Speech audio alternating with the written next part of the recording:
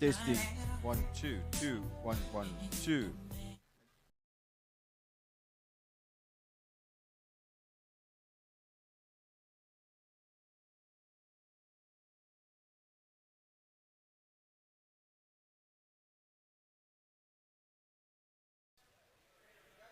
Testing. One, two, two, one, two.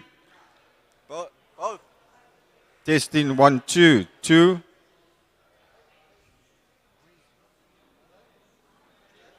Testing. One, two. Mic check 1 2 1 2 1. Mic check 1 2. 1 2 3. Testing. One, two, two, one, two, two, one, two. So scratch. Ox. Testing. One, two, two, one, two.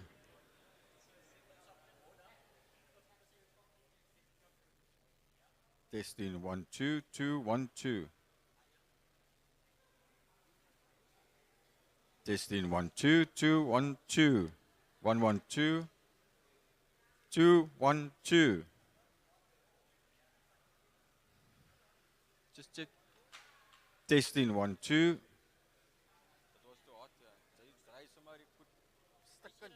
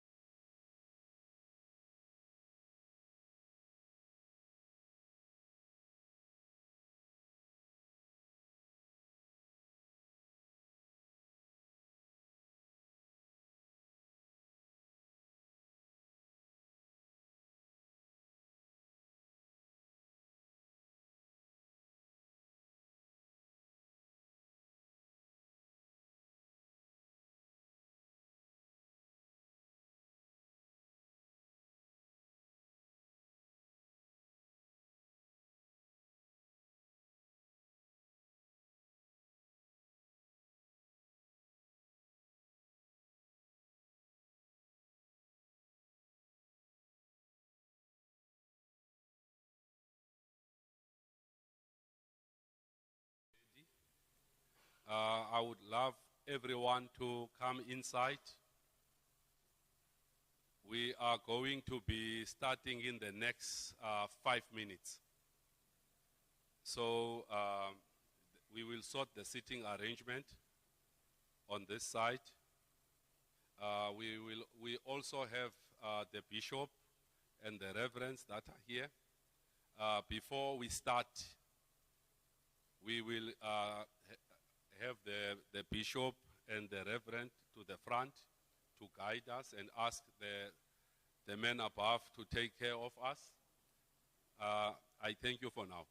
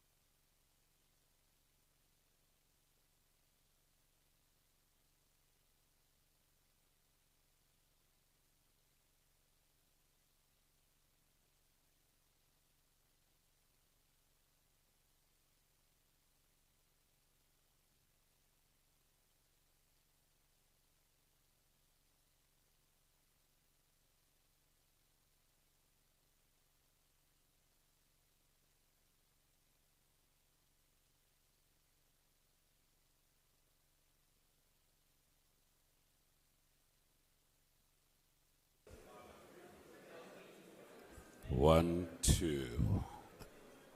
1, 2. 1, 2. 1, 2.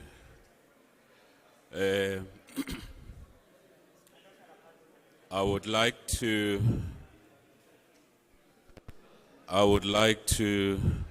greet everyone. I would like to greet everyone.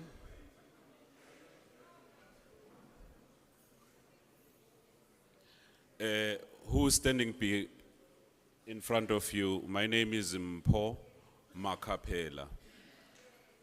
I am the SG of Black Farmers Association of South Africa.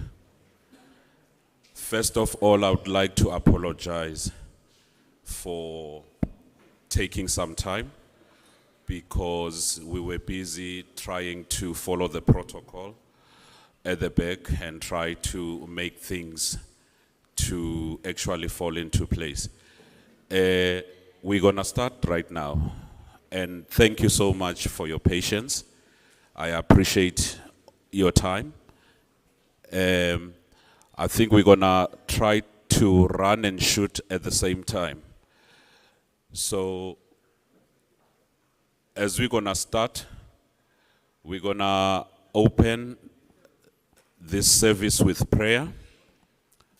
We're gonna ask our clergyman,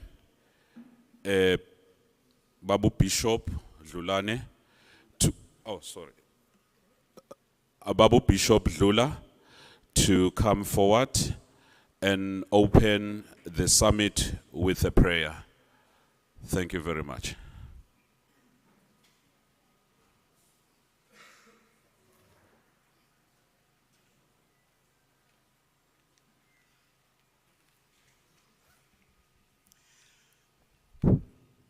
I greet everybody, it's here, in the name of our Lord Jesus Christ. Amen. I won't be long. First of all, we will read the scripture from the book of the Psalm, chapter 48, verse 14.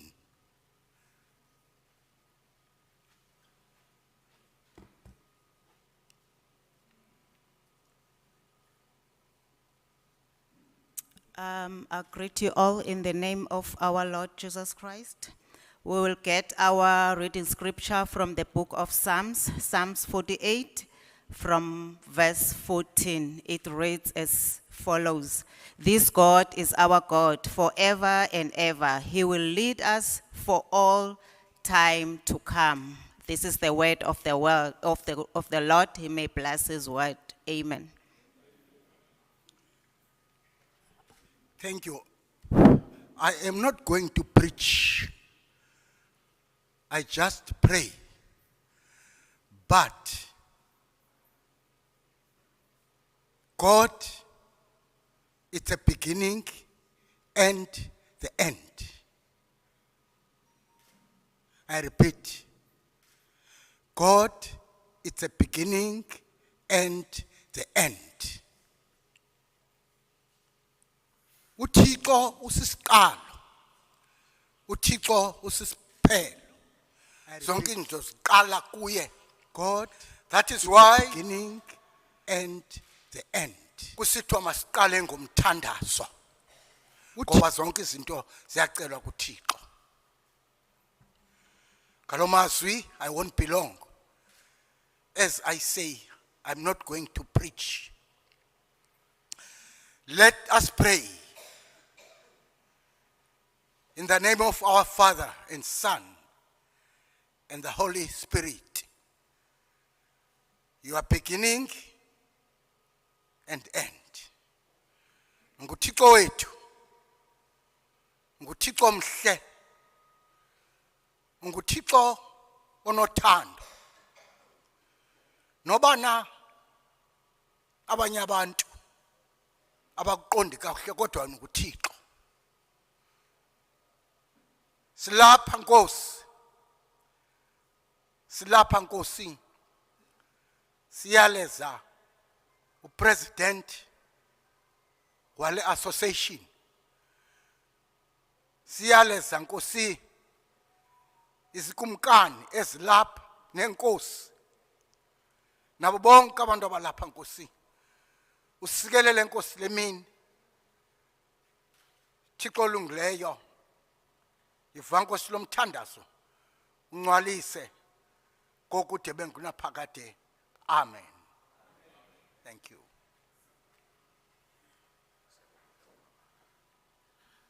Thank you so much, Bishop Lula.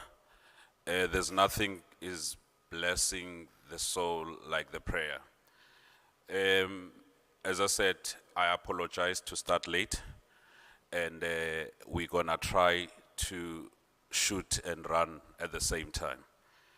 The next item on the agenda is gonna be the president of Black Farmers Association to come forward to please welcome us.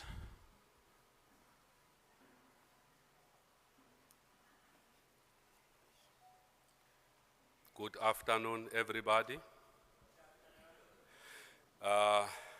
Without wasting time, I did introduce myself. I will introduce myself again.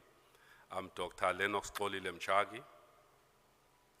I'm given a task today as the National President of the Black Farmers Association of South Africa to welcome you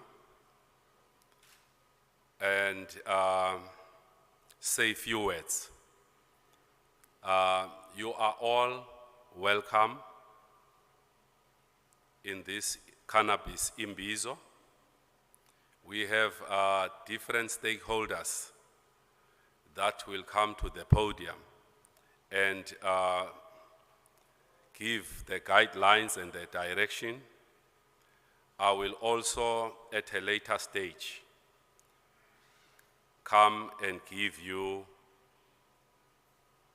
some of what we have in our bag. Today, I see that we have a lot of people that are sitting here. I welcome the honorable monarchs that are here within the people. I welcome all stakeholders of this cannabis sector. I welcome the bishop, the reverend. I welcome the Rastafarians. I welcome the traditional healers, leaders, everyone that is here is welcomed under the name of Jesus. Amen. I also welcome my mother. I would love my mother to stand.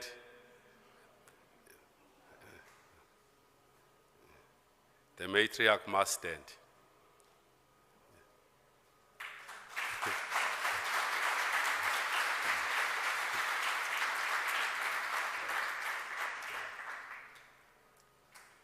Each and every time we had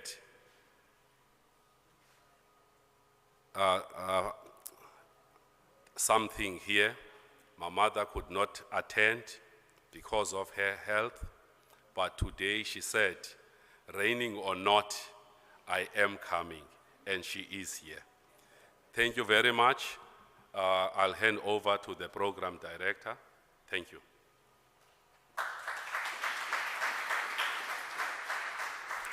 Thank you so much, President. Now I know why I'm here. I was wondering why I'm here. It's a Cannabis Summit. Is that what you said? Cha! Cha! Aha, now I can feel Irie. I know where I am. Thank you so much, Mr. President, by welcoming all of us. As we're gonna start now, I will ask the two soldiers wearing uniform to come and give us a briefing and introduce us in how this place that we are sitting at came about.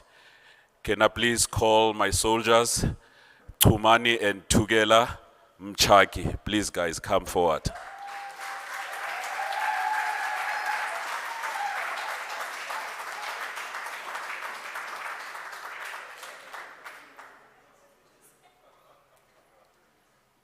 Good afternoon, everyone. You know, I didn't know how I was going to speak today, so I didn't prepare anything. But I think from my side, one thing I can say is, firstly, thank you very much for all taking the time to be here. You could have been at different places, doing something different with your time, but we appreciate you taking the time to come and listen in on what we've got to say. If I can speak on this facility, I can say a lot, but one thing I know is that we've struggled a lot to make this place how it is right now. We come up with different ideas every single day. Some of them we implement and some of them we chuck them away. But I know one thing is that we are destined for success, and I always remind myself in times of hardship here is that I don't think God can allow you to suffer for something for no reason. And I think that's exactly why I'm still standing here today. Yeah, I want you guys to also enjoy yourself. I'm going to hand over to my brother.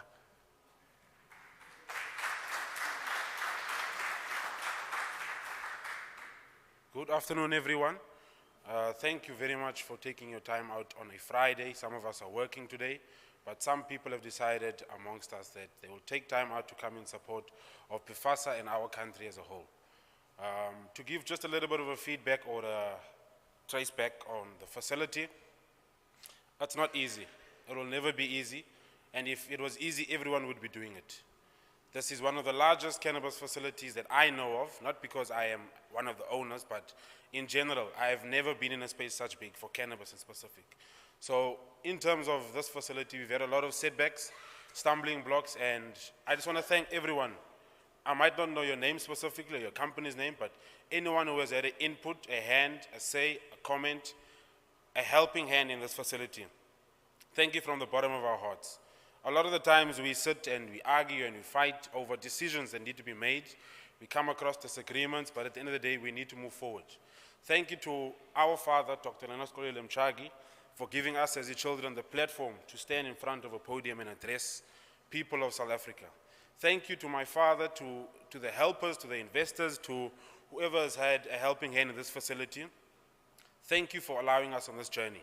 It will never be easy, like I said, but with love, with unity with God, and with trust, it will all work out. I will not be long, and I also want to say a thank you to everyone who is rooting for us. A lot of the people don't always come with positive intentions. Some come to look how far we've come. Some come to look where we'll fail next. But we have never come this far to just give up today. So Phambili, we go as PIFASA, Phambili, we go South Africa, and I hope that we move through the roof with cannabis in South Africa. Thank you very much.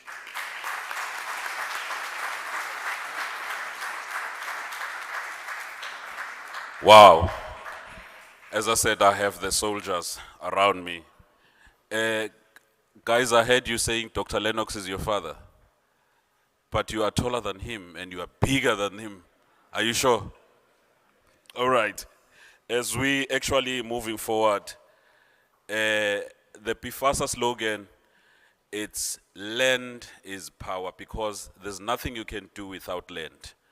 Can I say land and then you say is power? Land, land, ja.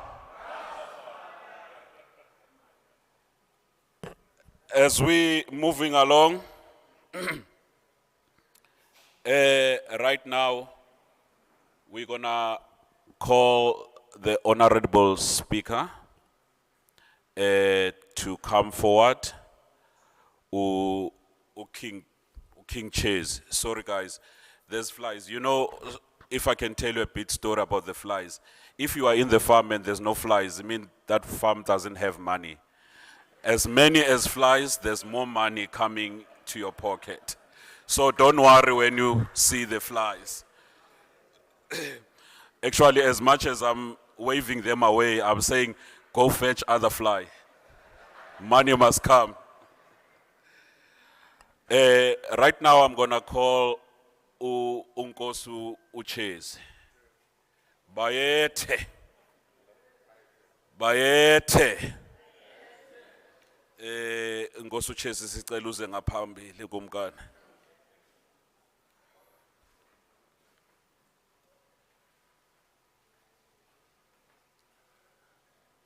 Bayethe.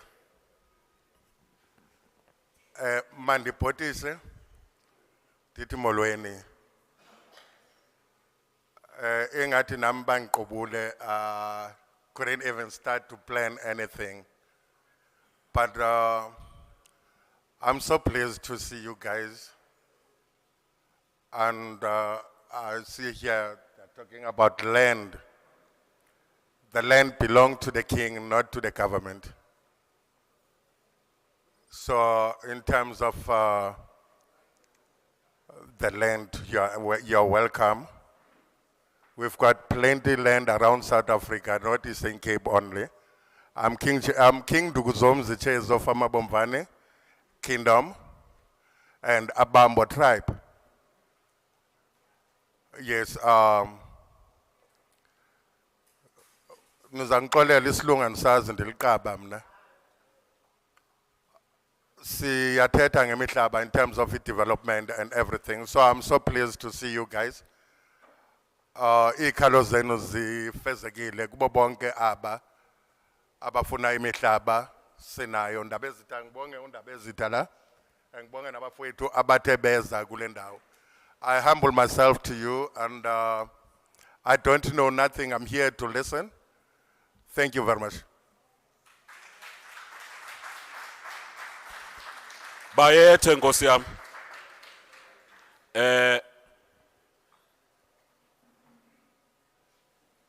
I think for now siyabonga this monarch that was standing in front of us.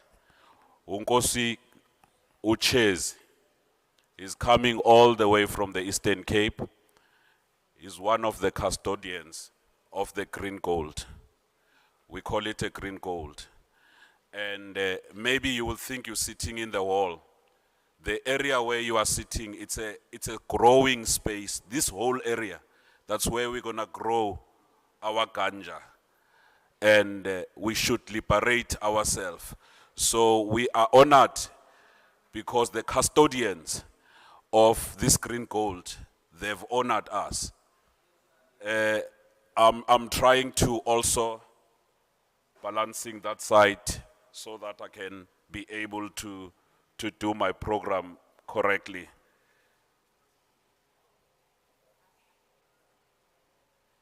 All right. The next speaker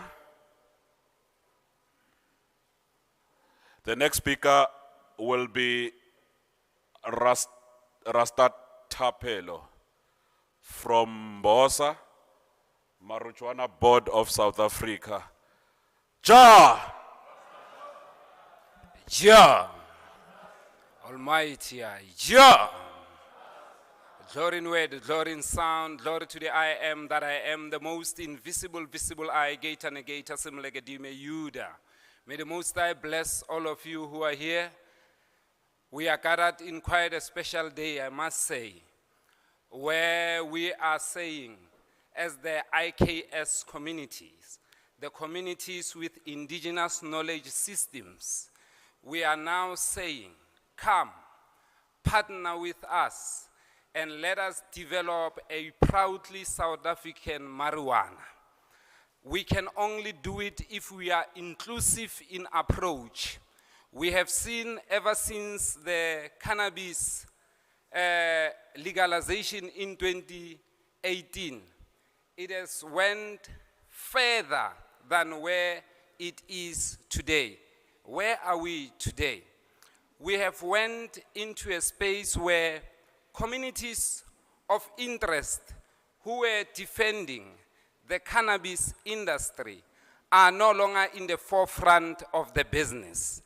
The Mpondo grannies who were fighting for cannabis are now put aside. The people in Ndwendwe, AKZN, where Impi Nzango was fought, they are put on the side. So we are saying it is time that we recorrect ourselves. We cannot be dealing when we have not empowered our own people. So we are calling all the people to say, we have created what we call an IKS sandbox. That is the resolution of the Cannabis Pakisa Action Lab that was called by the president. Now, in there, we agreed in total that we are going to create a safe, sound space for communities of indigenous communities, that the laws are relaxed for them, so that also them, they can have a food in the cannabis industry. So on that note, I'm urging those who are discouraged, moreover those who have been beaten, brutalized, ambushed, and killed for cannabis. I know it has been long. I know the pain, it has been unbearable. But it is time that we wipe our tears and we soldier on. We wear a better Omagidian boot and we fight on, because this is the time to use our talent that we have learned in the past, that we give it in this nearby future. And ngithi kuwe, mangabe uyisneyman, hola sneyman hola. Hola sneyman hola. Wherever you are, Sneyman, you have kept this country's economy moving. You have funded a lot of political activities in this country. And when you read Long Walk to Freedom, somewhere in the passage there, you will learn of the relationship of marijuana and economic liberation. So as I am closing, I am pleading to all people of race in South Africa. Let us not cape sit. Let us not break it away. Let us keep it tight, because it is time that we must welcome all these people who are fighting all over the world. They will be coming here and they will be, they want to be welcomed by us. Without wasting any time, ngitigini nonke, pula! Aine pula lefatshe lebe tala ta matekwane atsebe hola.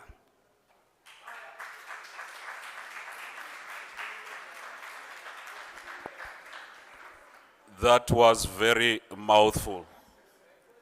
That was very mouthful. It's actually very sad that as indigenous people of this country, you recognize the healing plant. And the visitors, they came, and then they told you that that is a drug. They jail you, and now when they now finally believed that it is really a healing herb, they feel that it's no longer good for the very people who actually have been preaching this word to say, this is not a drug, this is the herb. And now they want to take this privilege to themselves. It's very sad. And maybe you might not know that you are making right now a change to be here.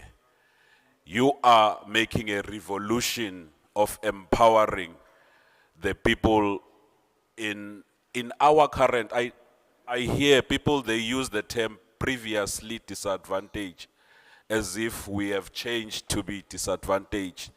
We are currently disadvantaged. So we are saying today, as currently disadvantaged people, let's hold hands together. Let's make sure that we honor this green gold. As I'm gonna call another speaker. Ja! I'm calling now Rasta Zimbabwe to come forward to bless us, I and I. Ja!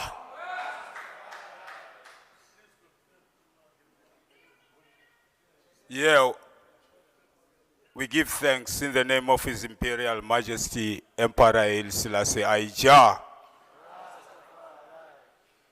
Siyabulisa kuninonke bantu abadala, sibulisa kunizingosi, sibulise kubalungu ecawe, Sibulise kuni nonke bantu bemibutho ekhoyo.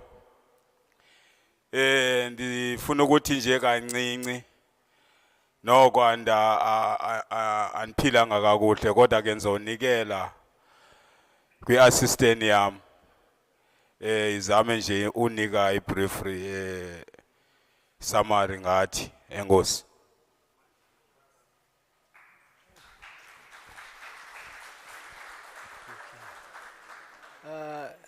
Good evening to everyone.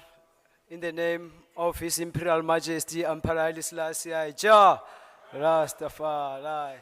I greet in the name of the Rastafarians, in the name of Rastafari Ganja Council, in short RGC. Yeah, RGC is standing for cannabis, as everyone knows. Since that time till this time, Rastafarians has been standing for the rights of cannabis. We have been in the struggle for land also, not only cannabis. So now in this time when the fruits are seeming to be ready. Sorry, John.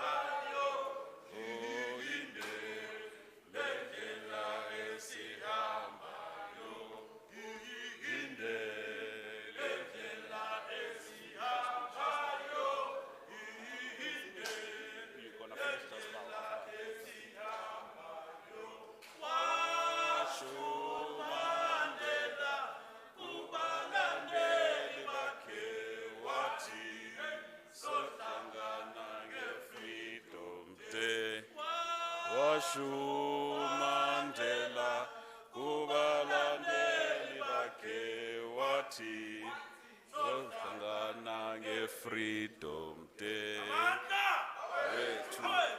Amandla. You can all sit down as we welcome our Majesty King Letsitsa and His Excellency President Gedleyihlekisa Zuma. We welcome them to the podium. Pula! Pula! We're gonna hand over to Rasta to finish the speech that he was saying. Then we're gonna continue with our program. Eli, Selassie, Jah Rastafari.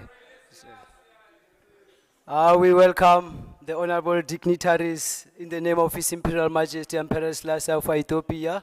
We give thanks for the royal honors.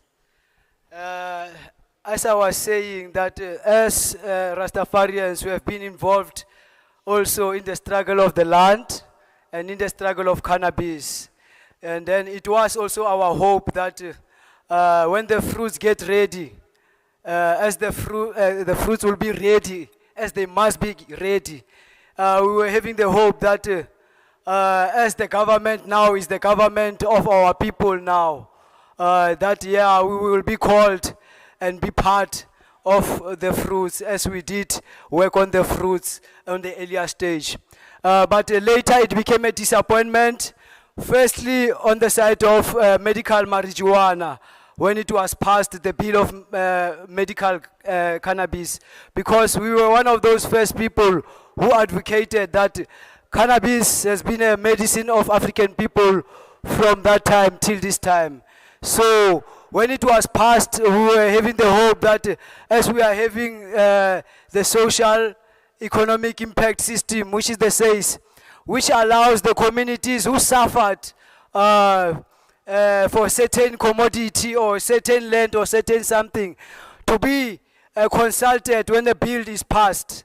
So it became a disappointment when we saw it, the medical cannabis being passed with us still having dissatisfaction.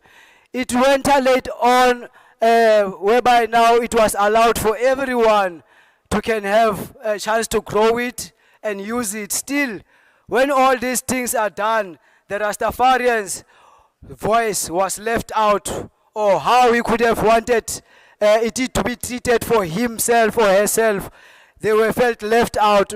Even today, it's still a disappointment to us how it is dealt. 2 years back, when the president of the country opened the sauna, said he was going to work with small-scale cannabis planters and growers. As the stakeholders, we are watching closely the situation. The bills are getting harder and harder and harder, whereby some of the regulations, I can leave it now, thank you. Whereby some of the regulations are hard for cannabis growers themselves, especially those who want to make it in the world of commercial world and in the medical marijuana, who want to be stakeholders. Firstly, the hurdles that are put for planters, I can estimate to about 5 million that a person must have to can have a proper planting space, to can be in business according to the regulations. So this is crippling, as the small farmers are still being raided and are still being harassed by institutions that haven't learned from apartheid time to can change the approach of enforcement. So it is a sad thing for the Rastafarians that are still suffering and left outside and being harassed by police. Well, we can see cannabis being sold at chemists, at these camps, and you name them, cliques, big names, corporates. So it's a disappointment whereby we thought we shall be called in the forefront to can display our knowledge, how things can benefit the nation. Because cannabis is a green gold internationally, and it's an emerging industry. If it is not treated airy, or which is means if it's not treated good, it might open another struggle for our people. Our people still suffer land where to grow this cannabis. Those who have land are still having their own ways, of which is not our ways. So the struggle is still far. Let us unite and fight this battle of cannabis together. Ja Rastafari. Phambili ngomzabalazo.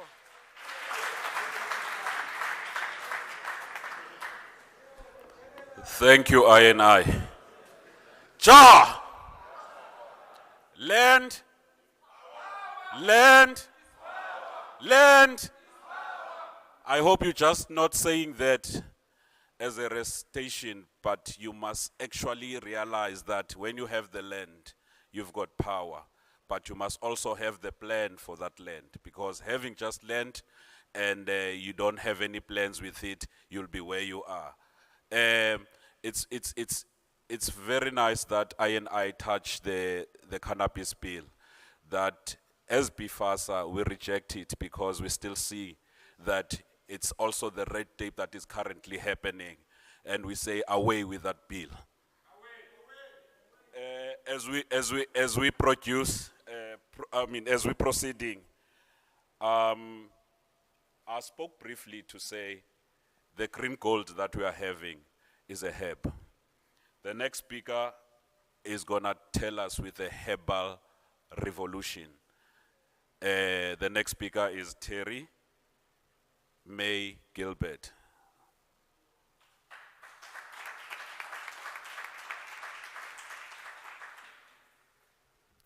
Good afternoon, everyone.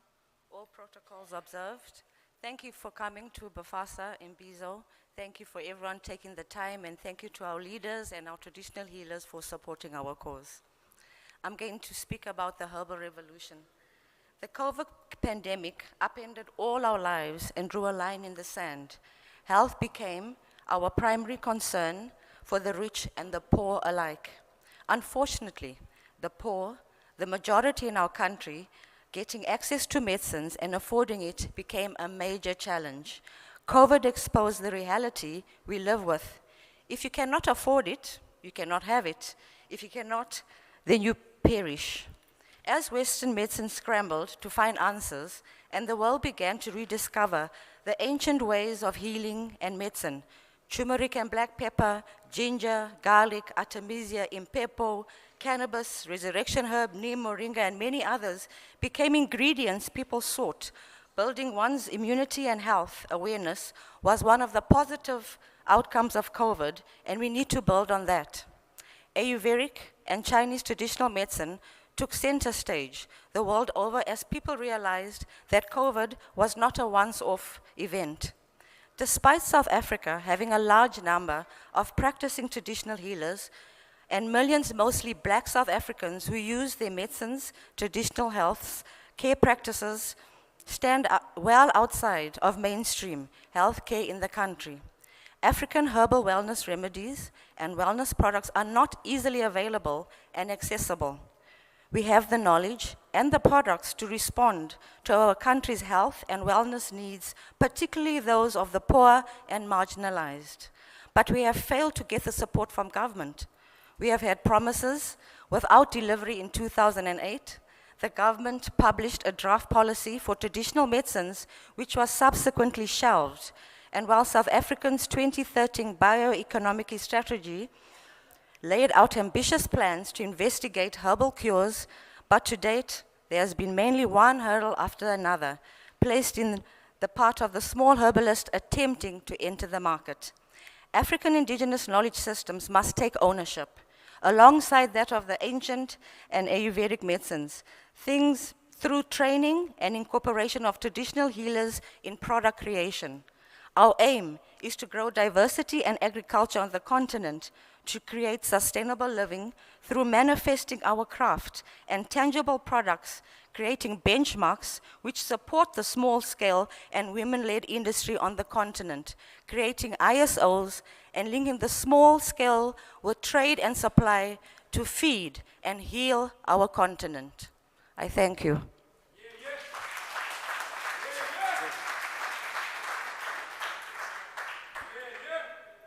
Actually didn't mention that she's a traditional healer and she used this ganja in the herbal remedies. She's also the member of Bifasa. You see she's glowing because of this cannabis. And also I want us to say we are here for serious business because this cannabis can do anything and everything. As a welcome my brother and my sister there. Welcome, welcome guys. As we carrying along with the program, we're gonna call now another member of Bifasa, Deputy Chairperson of Bifasa. As I said before, guys, this is revolution.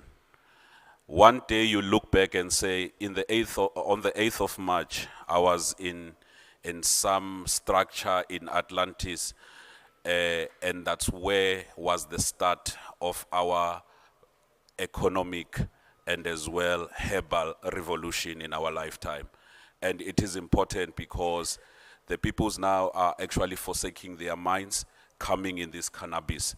And we need to protect our, I don't know whether to call it green gold, green platinum, green diamond, but it's our less precious thing we need to protect by all what we have. As we welcome our Deputy Chair, Radia Khan, to come forward and tell us about social community engagement.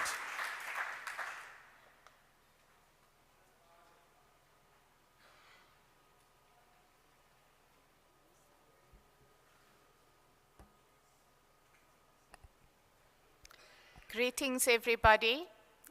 I thank you all for being in attendance today.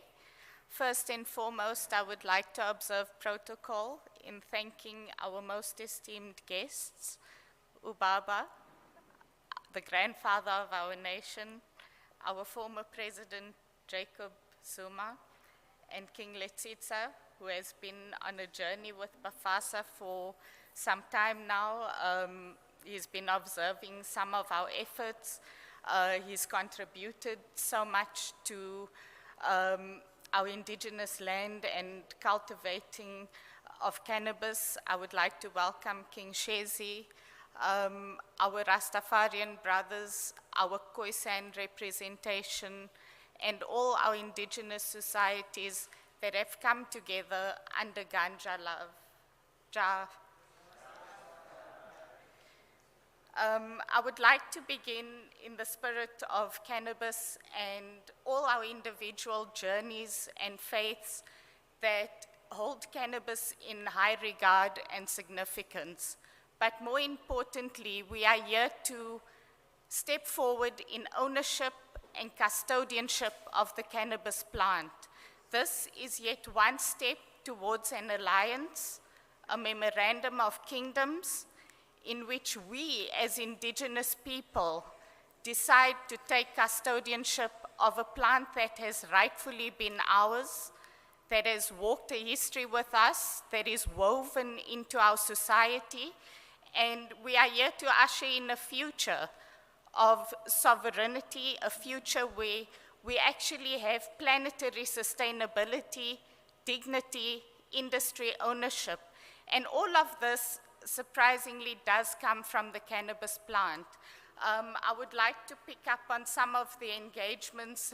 Zimbabwe referred to some of the challenges that Rastafarian people are facing. In 2024, our constitution is meant to be entrenched in rights. But unfortunately, religious freedom is a luxury for our Rastafarian brothers, our Khoisan brothers, who have a long history of using it as medicine, as sacrament. When a baby is born, cannabis is used. When a marriage happens, cannabis is used. When a body is embalmed, cannabis is used.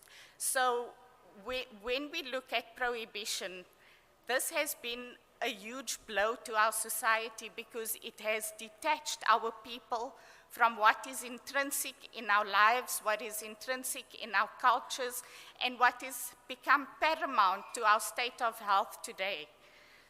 So this is just but one step in a direction where we hope that alliances will be forged, land will be combined, but most importantly, all these voices become one. I would like to take up from where Rastapello left off regarding the Pakisa. Some of our stakeholders and members in this room attended the Pakisa, including Bafasa. And what we found was that whenever we spoke to government, we noted that the response was not favorable because the foundation always began at industry and enforcement. So we are here to speak to the general public to get general consensus on the fact that cannabis needs to become an industry. It needs to come out of enforcement. We did invite the Department of Justice and Correctional Services. Unfortunately, they acknowledged our communication but are not in the room. And it speaks volumes because at the end of the day, law enforcement needs to come out of the closet. Law enforcement are the biggest users, dealers, and perpetrators of violent crime. So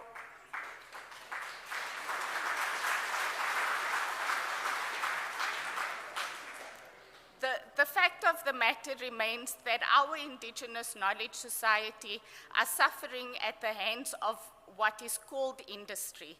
Sustainability does not exist under capitalism. We have become victims to capitalist society to a degree where we have been dehumanized. We do not own our resources, we do not own anything, but cannabis will be one thing that we will ensure is people-owned, that is governed and in the custody of our people, we as Bafasa are here to ensure that we align ourselves with various societies that are pro-African, pan-African, and are here to grow the green gold on our continent. We are here to unite our continent under Ganja Love. And when we speak about Ganja Love, we are bringing back Ubuntu. We are restoring dignity to our people. Why should people live in tin houses when we have cannabis? We can create hemp bricks. Why should people be burned in shack fires when hempcrete does not burn? So these are things that are based on human dignity. Our corn, our staple crop nationally, has been so compromised that we need to actually look at how to feed our nation again.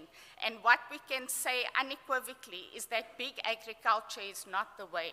Planting in rows, tilling the soil, this is not the way of our ancestors. This is not how we farmed. We didn't farm with destruction, we farmed with the environment. After 2018 ruling, when cannabis was now obtainable through license, the fact of the matter is that we were imposed with a Canadian model. Our African bones were never meant to fit into these tiny European coffins.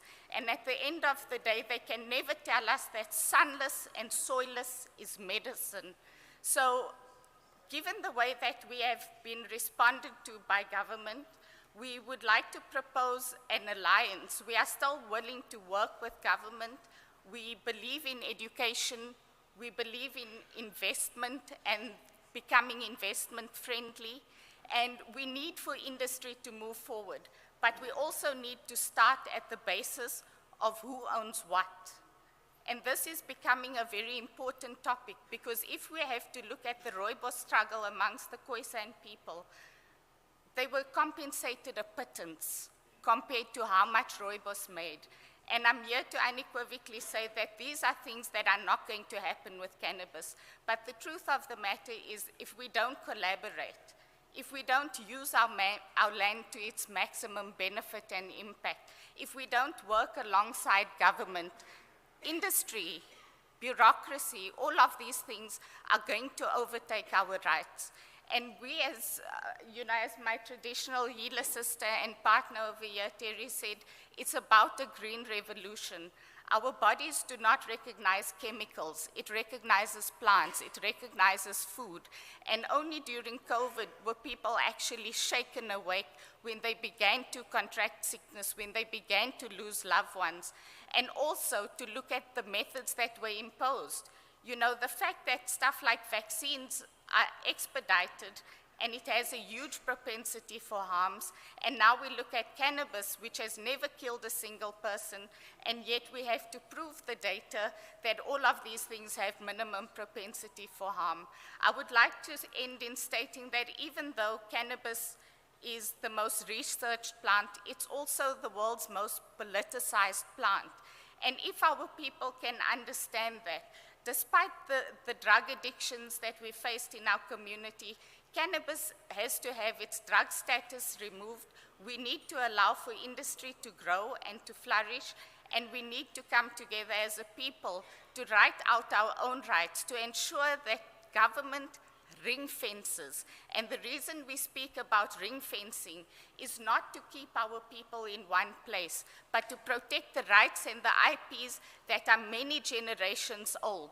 And also to state that we, as IKS, will not be dictated to by a 200-year-old system of medicine and be told how these sciences occur when we have established sophisticated uses of cannabis on the African continent for thousands of years.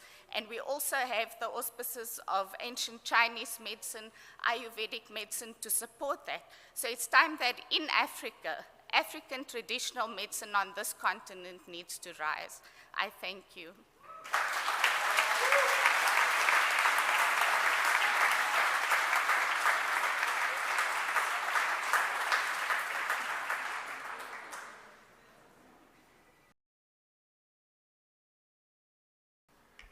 Cha!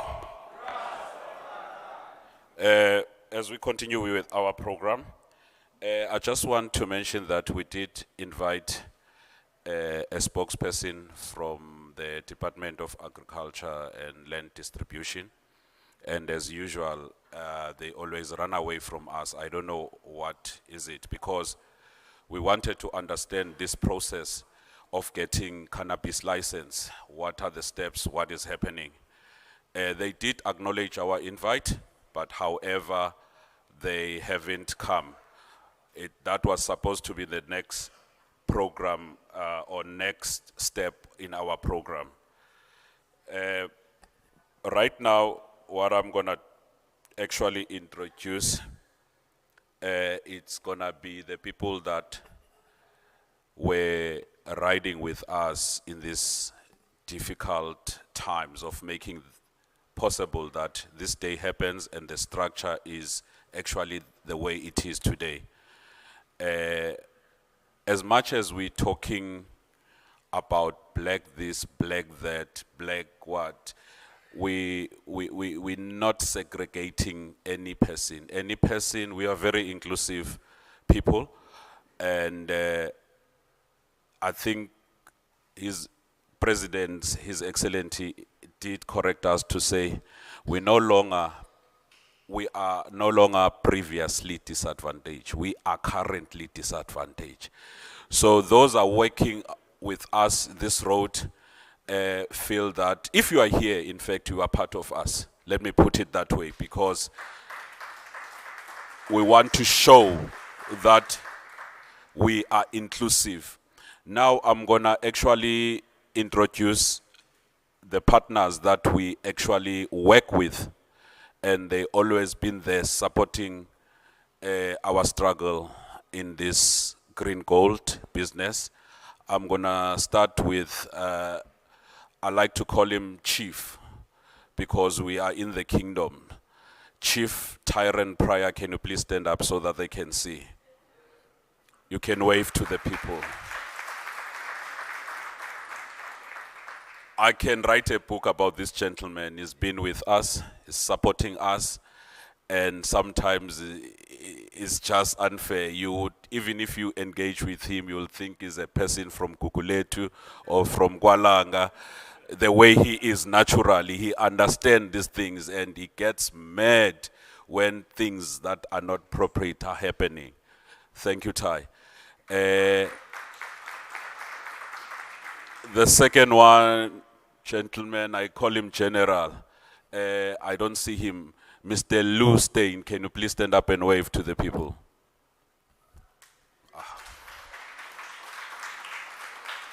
Lou Stein is actually been working with us through the difficult times in all the provinces, because sometimes we go province to province and Lou Stein will be there with us.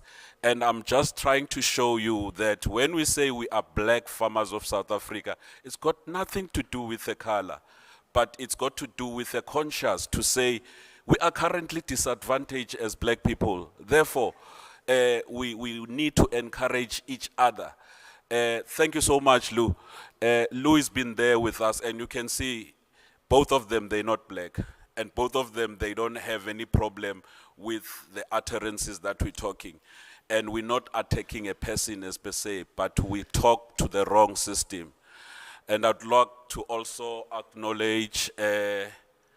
Rashad from Delft Business Chamber. Can you please stand up, sir?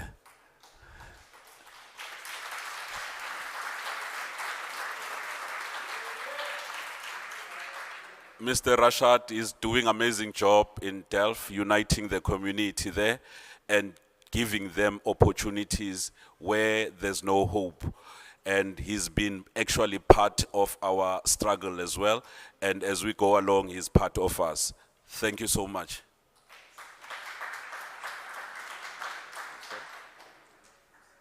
All right. And I don't know, there's there any representative from the Union Matusa? Oh, gentlemen, they can stand up.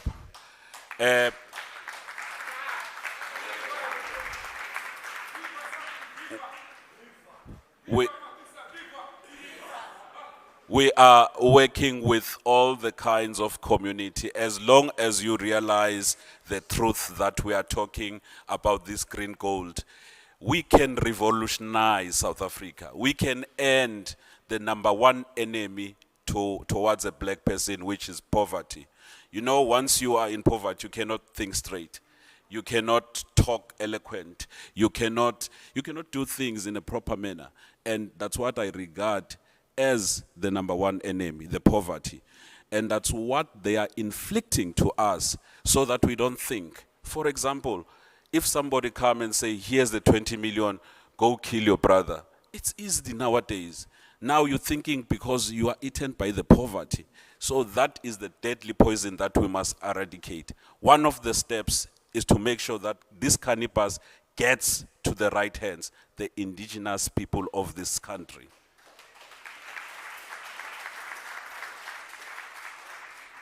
As we ride along, because of the time, I'm going to call now. Oh, my biggest general soldier.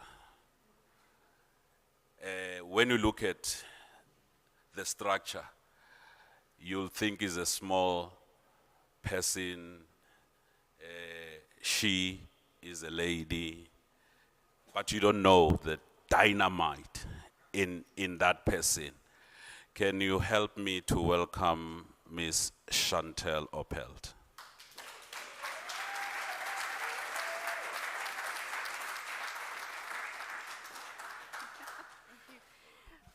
Good afternoon, everybody. Yes, I'm 157 centimeters tall and I wear size 3. So every time I find a size 3, yeah, we were on our way to Malawi once at Cape Town International Airport, and King Letsitsa was with. And I walked past the shoe shop and I saw, hey, that looks like a size 3. And I asked the king to stop. And he graciously stopped, and he waited, and he understood the importance of shoes to women. So thank you, King Letsitsa. As I stand here and I look upon the faces and the people that fills this space, I want to take us back to a conversation that I had with Lennox about 20 months ago. We were originally going to build this facility on another farm. And we had had many meetings about it. We'd envisioned it. We had dreams about what it was going to look like. And probably about 6 weeks before we wanted to start building, the owners of that farm came and told us that we have to leave. And even though people had been there for 15 years, the capacity that someone has to say, you have to leave this land, is still what sits in every single one of us. Last year, I started speaking about eradicating slavery and marginalization from our bones. Because if we analyze who we are as a people, we are very clear how to serve. It's in our nature to serve. But what we must be clear about is that there is a bias to the serving. And the bias is that in order to serve, you have to diminish who you are. And so I was speaking about this last year. And 2 weeks ago, I started about 8 weeks ago with this excruciating pain in my mouth and in my head, and we couldn't understand where this pain was coming from. And eventually, I went to the dentist and I said to her, I think we need to do a CT scan of my head. And again, when we speak about the power of cannabis, the cannabis allows you to own your healing journey. That's what it allows you to do. So when I said to when you go to the doctor and they say, oh no, we don't think it's anything wrong. I said, we need to do a CT scan of my head. And what we discovered was a 5-centimeter hole in my skull. And 2 weeks ago, almost to the day, I had major surgical procedure on my skull. And people asked me, well, how did you recover so quickly? How can you be wearing a green dress today with a groot cerise feathers on your chest? How is that possible? Because 2 weeks ago, you were in theater for 5 hours.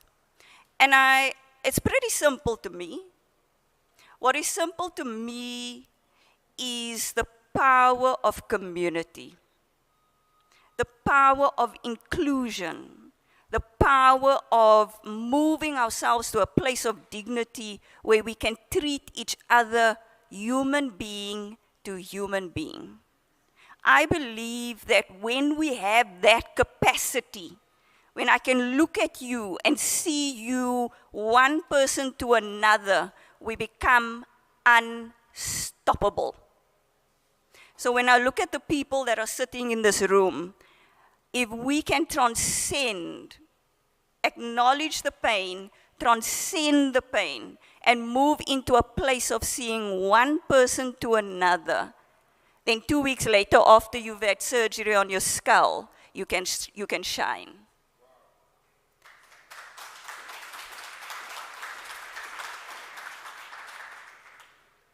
Lennox and I have walked a very particular journey.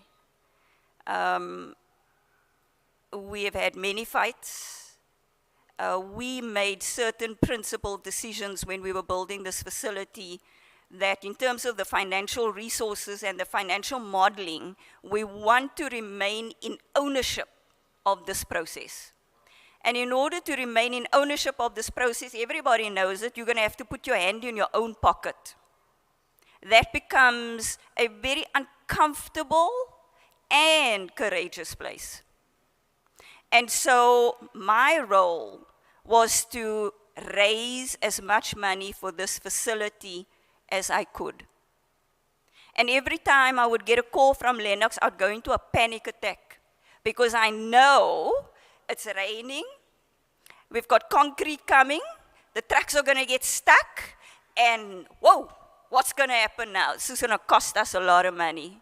So every time Lennox phoned me, I would have a panic attack, literally. My husband would have to talk me down from a ledge. Because I know that 3-minute conversation is going to be R500,000. That's the reality of it. We would not have been able to achieve what we have achieved today without people that have a common vision, a diverse group of individuals that at their heart and soul, they know how to shift the needle. That's what we need. We need people like that. We need people that know what it's going to take to shift the needle. And I'm wanting to acknowledge every single one of them. They're sitting on this side, and if they could stand for us, these are warriors. These are people, don't get in their way. Because once they got something in their mind and they believe in the direction in which it's going, you can't stop them. So I want to acknowledge Adela, Anita, Riff, Chanel, Joy, James, Quentin, where's Jill? Beata, where's Jill? Jill's on the other side over there. Naeem, he's not here today. But these are people, don't underestimate them. Don't underestimate them and don't speak nonsense to them. Because they are a group of individuals that are committed to shifting the needle.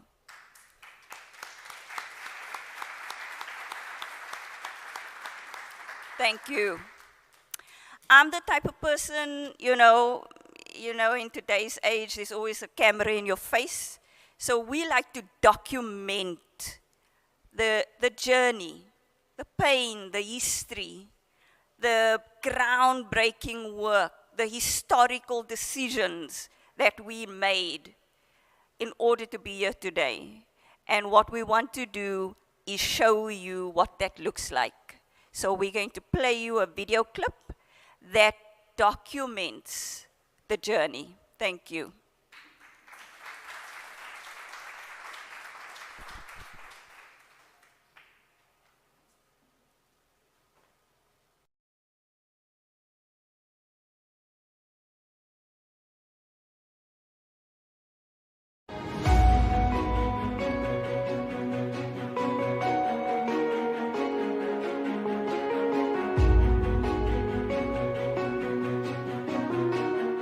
Land is power.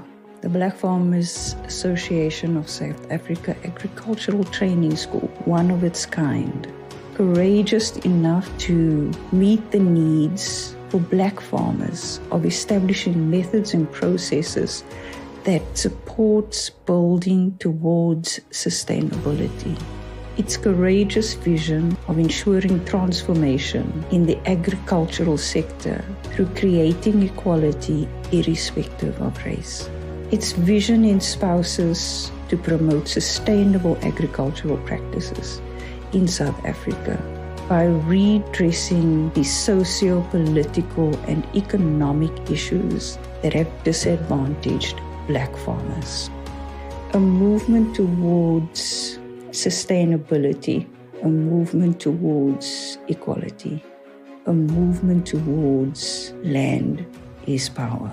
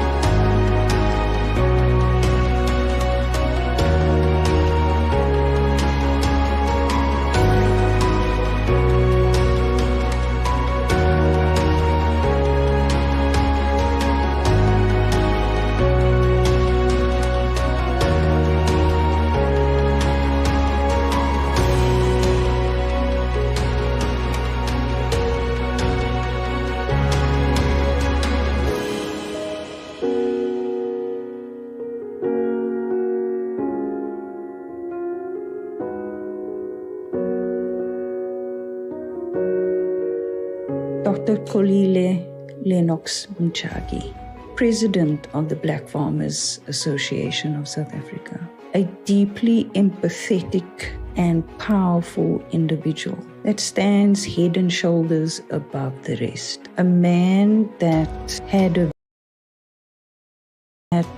he made tangible for disadvantaged black farmers. His leadership creates unity.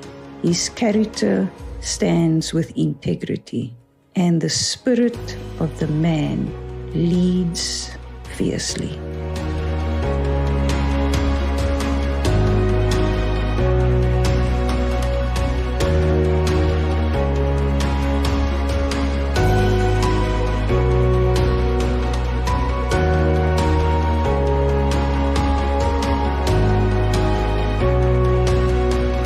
The process of starting this business, which is a multi-stakeholder partnership, and building this facility was very different to conventional business processes.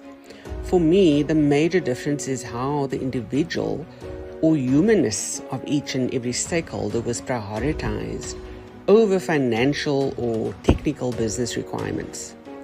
And this was not by fluke or because we didn't know what we were doing. No. It is very intentional.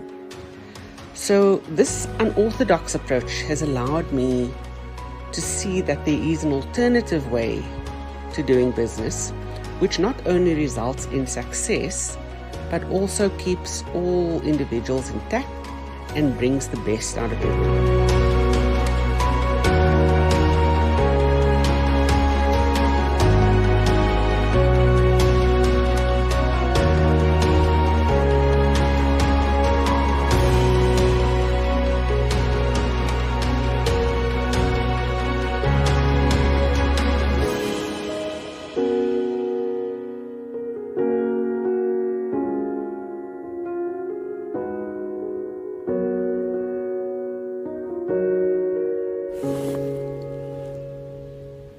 I've always known that I was born for great things.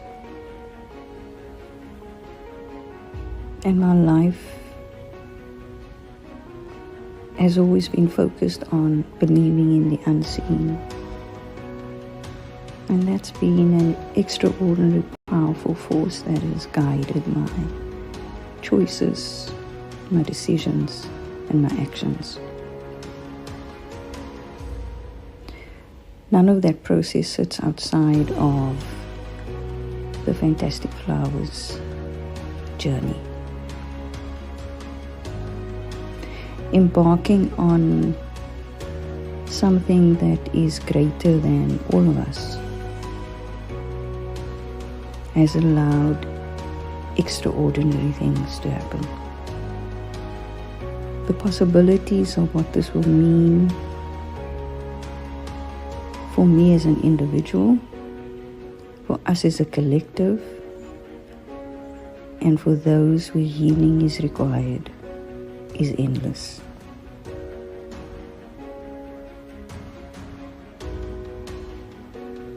I am grateful and honored to be part of this journey.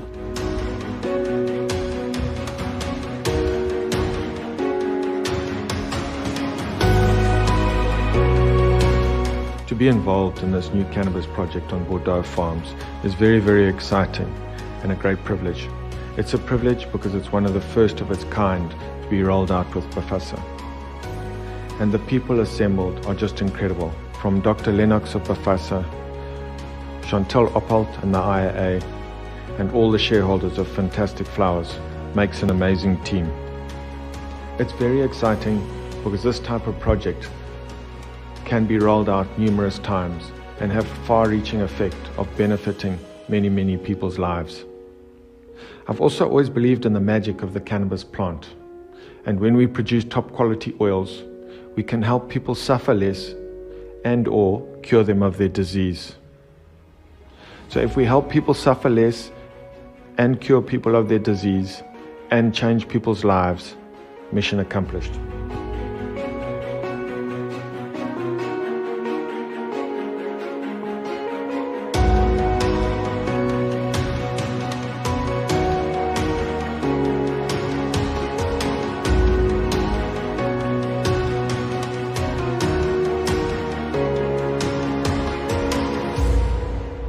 Being a shareholder of Fantastic Flowers and doing the new cannabis project on Bordeaux Farm in conjunction with Bafasa has been such an honor. It has restored my faith in humanity. It has given the true example that clean business can still be performed. The level of integrity of each member of the team, it has been enough to build a business on a handshake. That is, for me, phenomenal. Most of all, it is actualizing my dream to be a part of a phenomenal team that will result in providing so many people with hope and a belief that life can be different. The tagline says it all, growing new opportunities to support different possibilities.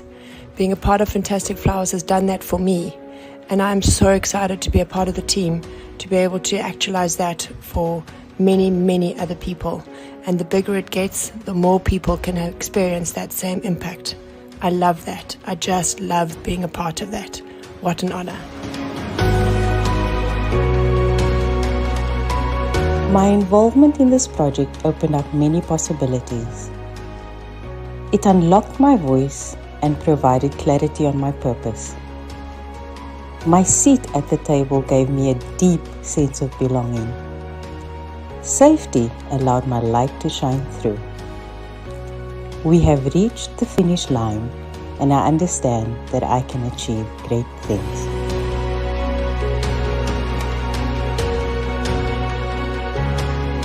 This project for me has been about what it takes to build the South Africa we all want and envision. It has required deep introspection from each one of us to see and understand our biases, our blind spots and prejudices. I had to look at what my white ancestry had taken from the people of the land, white people's power, and the barriers we created, preventing growth, stunting our country.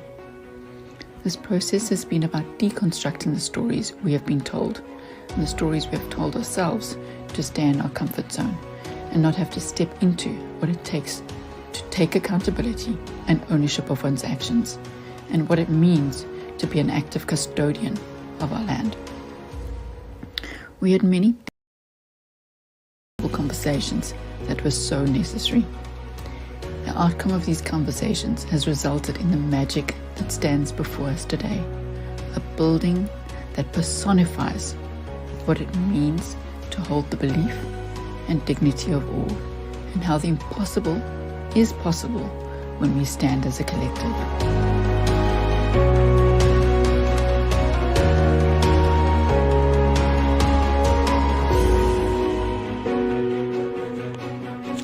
Good day, everyone. Sure, I don't even know where to begin. Fantastic Flowers means far more to me than I can express in a 1-minute voice recording.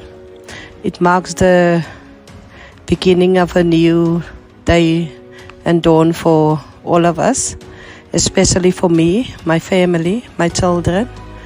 A dream that I thought was far out of reach now actually becomes a reality. It means providing for my family, my children's future, and also to show my children that nothing is impossible.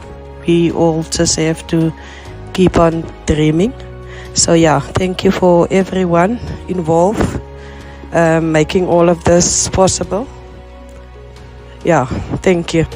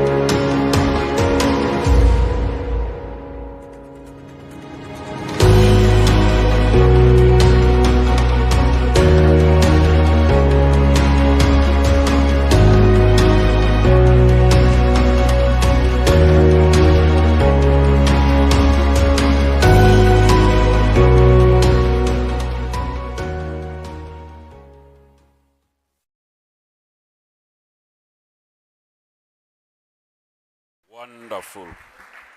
Wonderful work that has been demonstrated there. This is to show that we are surely moving forward. I've got an announcement here. The owner of Audi Q5, CL86069, it's blocking the way.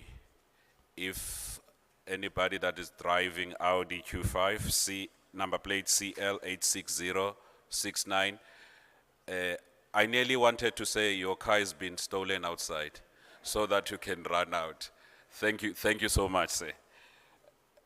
As we continue with the program, as I said, you know, I'm reminded the time we had a fight with SAPRA upon realizing that they're not practicing BEE, and yet BEE is the legislation of this country, and it's documented in our constitution, in the preamble to be exact.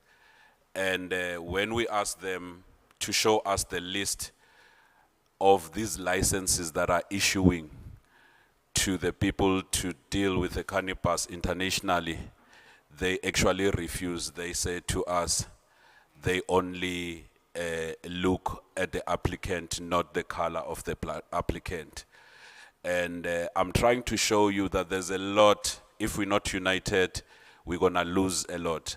I'm trying to say, if you are here, you are part of us. And if you are here, let's hold hands and fight the right fight. I would like to also acknowledge Wayne Thomas, our neighbor farm. is one of the people that actually has assisted us and is working with us. Wayne, if you're around, please wave to the community. You can stand up, say, I was looking for you that side. That is Wayne Thomas. We acknowledge him very much. These are the people that I'm saying that when we say we are Black Farmers Association, it's got nothing to do with the color, but it's a conscious. Please don't mind me when I actually do like this. I'm calling more of the flies, because when you are in the farm, is measured by the number of flies that you have. Plenty the flies, plenty the money. Land! Right now, I'm gonna call I think is the owner of the land. You know,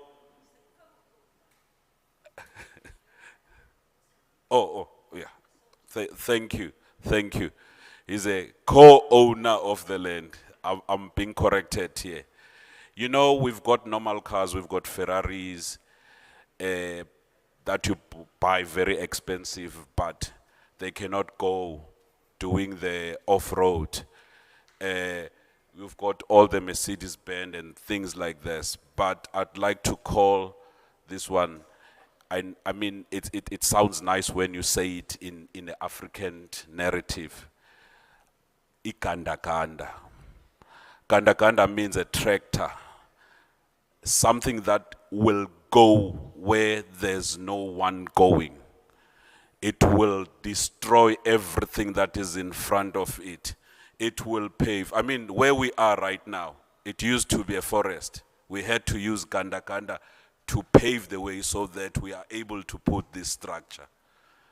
Right now, I'm calling His Majesty King Litsitsa, but I would have a request first. When His Majesty is standing up, I would like all the male people in the hall to stand up, and who are wearing hats to remove them as His Majesty come to the podium. And His Majesty will be accompanied by Senior Paramount Chief Dr. Lennox Mchagi and Senior Paramount Chief Chantel Opelt. As we welcome, can we all rise? The gentlemen. Pula, my king. Pula. Pula.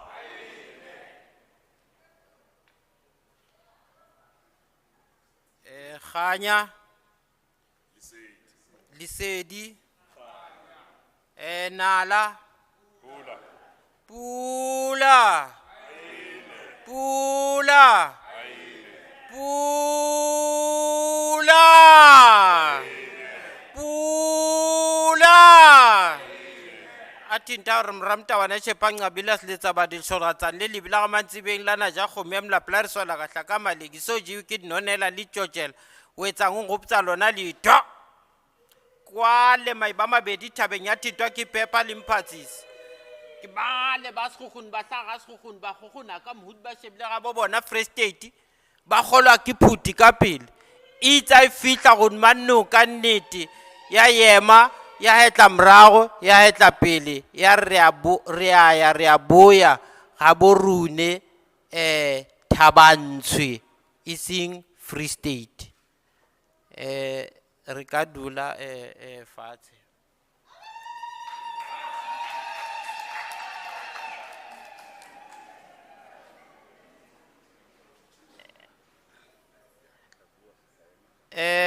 Ke tla rata go le dumedisa ka go fela ga lone. I would like to greet you all. Ke dumedise dikgosi le dikgosana le dikgosatsana le dikgosigadi. Would like to greet the kings, the queens, the princes and the princesses. Libo Senior Paramount, Libo Paramount, Libo Chief, Limatun. The senior paramount chiefs, the paramount chiefs, the chiefs, as well as the indunas. Ki dumedise le president wa rone re mratang gagolo. Also, greetings go out to our lovable president that we all love. Ke a thaba gagolo gore o teng mo ka gara rone. We are happy that he is part of us. Ke a nagana gore o buile jwale go sick leave president wa rone. I think he is back now, our president, from his sick leave. Gobane e sale a ile go sick leave a re zange re be na le president South Africa. Because ever since he went, we have never had a president as South Africa. O begiwe yo a begiweng a ya bewa ke rone dikgosi. Whoever has been placed in his place was not put by the kings.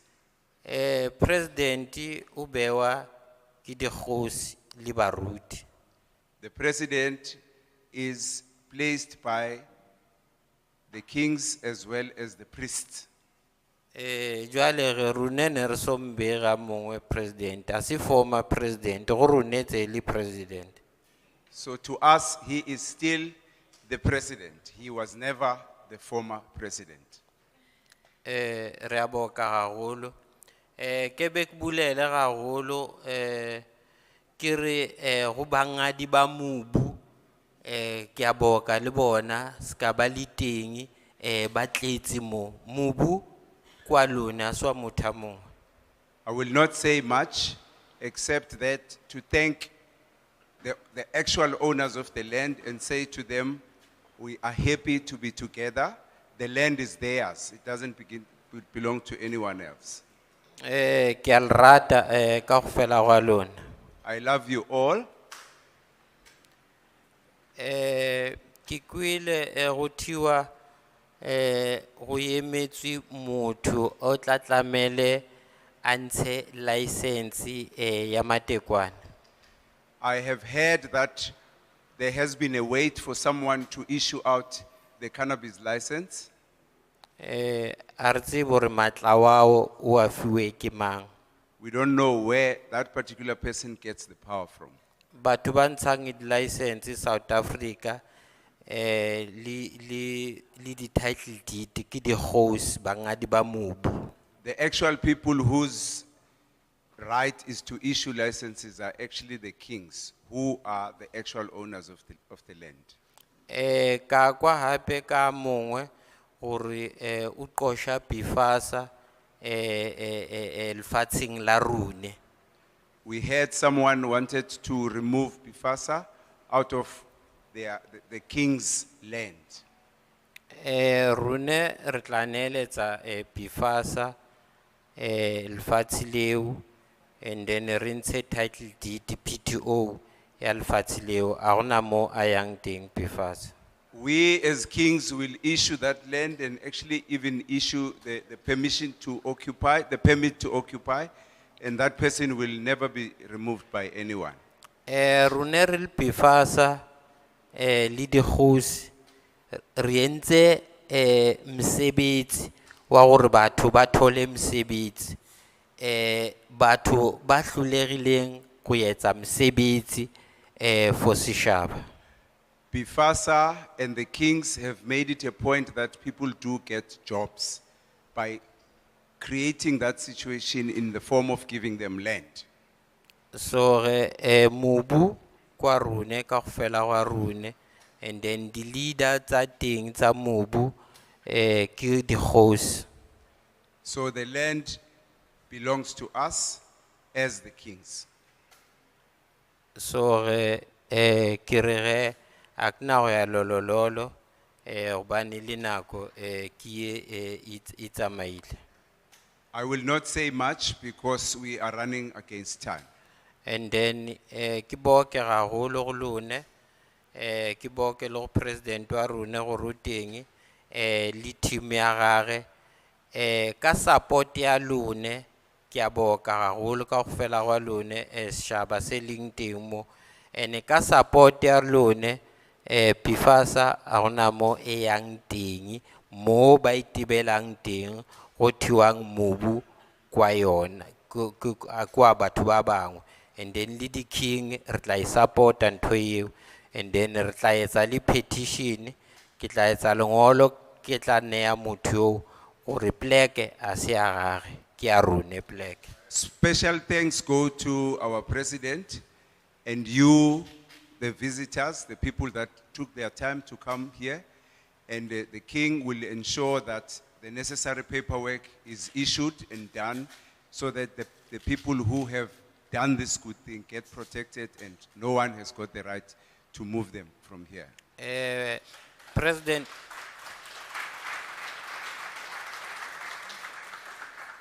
President wa rune re a kopa gore a dula re supporta ka dinako tsohle re a mo rata gagolo a ska qetella ka shokje fela.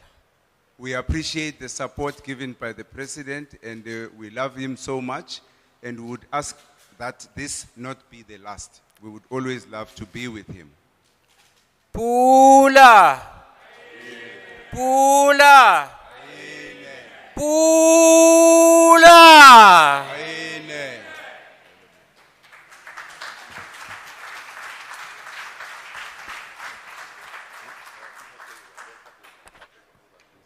Yeah. Thank you so much to His Majesty. I hope we all heard what His Majesty say. We've got everything around us. And as we're saying, this day marks it a revolutionary kind of happening in our lifetime. This is a time where we need change to be able to, as I said earlier on, to boost our economy, create wealth, to fight poverty. Having said that, I would like to also maybe emphasize that as much as this is Cannabis Summit, we are about health. We've got key health there behind us. When you are interested to get, you know, some kind of medical aids, you can go there. We acknowledge them. We want to also acknowledge Bifasa Insango stakeholders, Vivian Moodley and Tizan Bacon. Are they around? You can just wave. Wave to the people. We acknowledge you. These people are actually the people that we walk with in this journey to make sure that South Africa becomes the first world from where we are currently. As we ride along, I'm gonna call a person that has actually made us to be actually here. He's very tiny, very short. He's wearing size 26.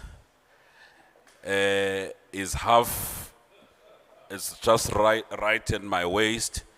But man, the power that is there. He kicks every office door I've actually seen. He actually, you know, destroyed the gates of bars of iron and steel. He's not afraid of everything. I said his size 26 is this height. I would like to call Senior Paramount Chief, Dr. Lennox Mchagi, to come and introduce us.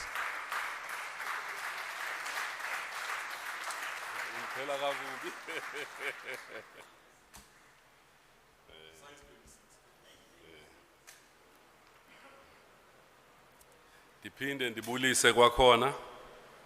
Greetings everybody. All protocol observed. Without wasting time. Greetings to our president that came all the way to come and listen to us and give us support to what we are doing. Monarchs that are here, Bishop Lula and the team, everyone that is here. Greetings.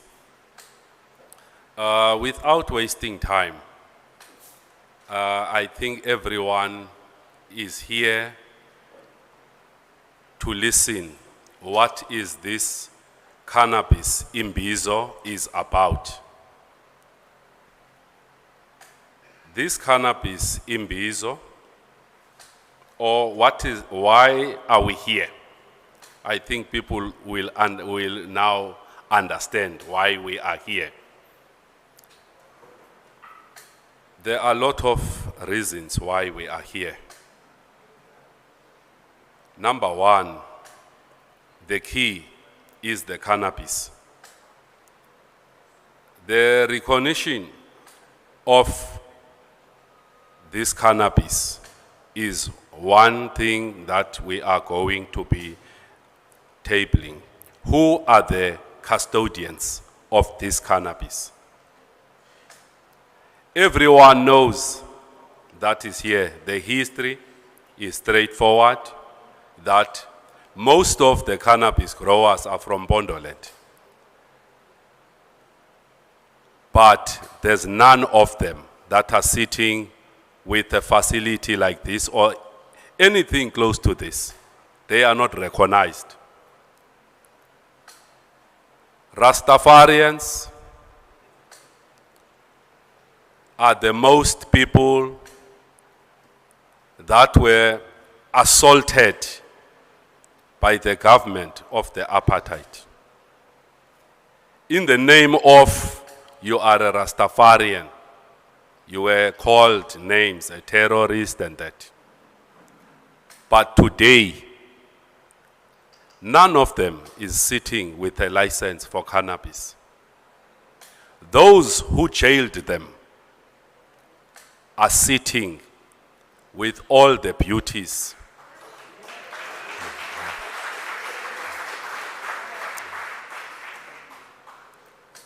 Today, we need to ask ourselves, how did that happen?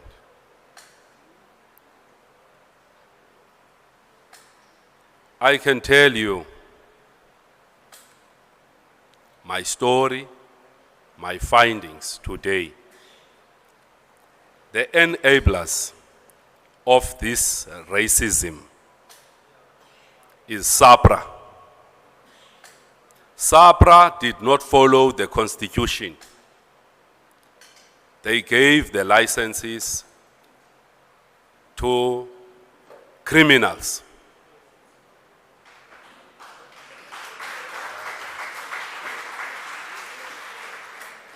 There are a lot of mafias that are sitting with this cannabis. There are a lot of people applauding my life because of I'm straightforward and I'm telling the truth. And I've told them, I'm not scared of them. Even if you silence me, my brothers and sisters will take over the baton and do what needs to be done. I have encountered a lot in this game. You see what is written there, wall of famous anti-black super racist. Those people,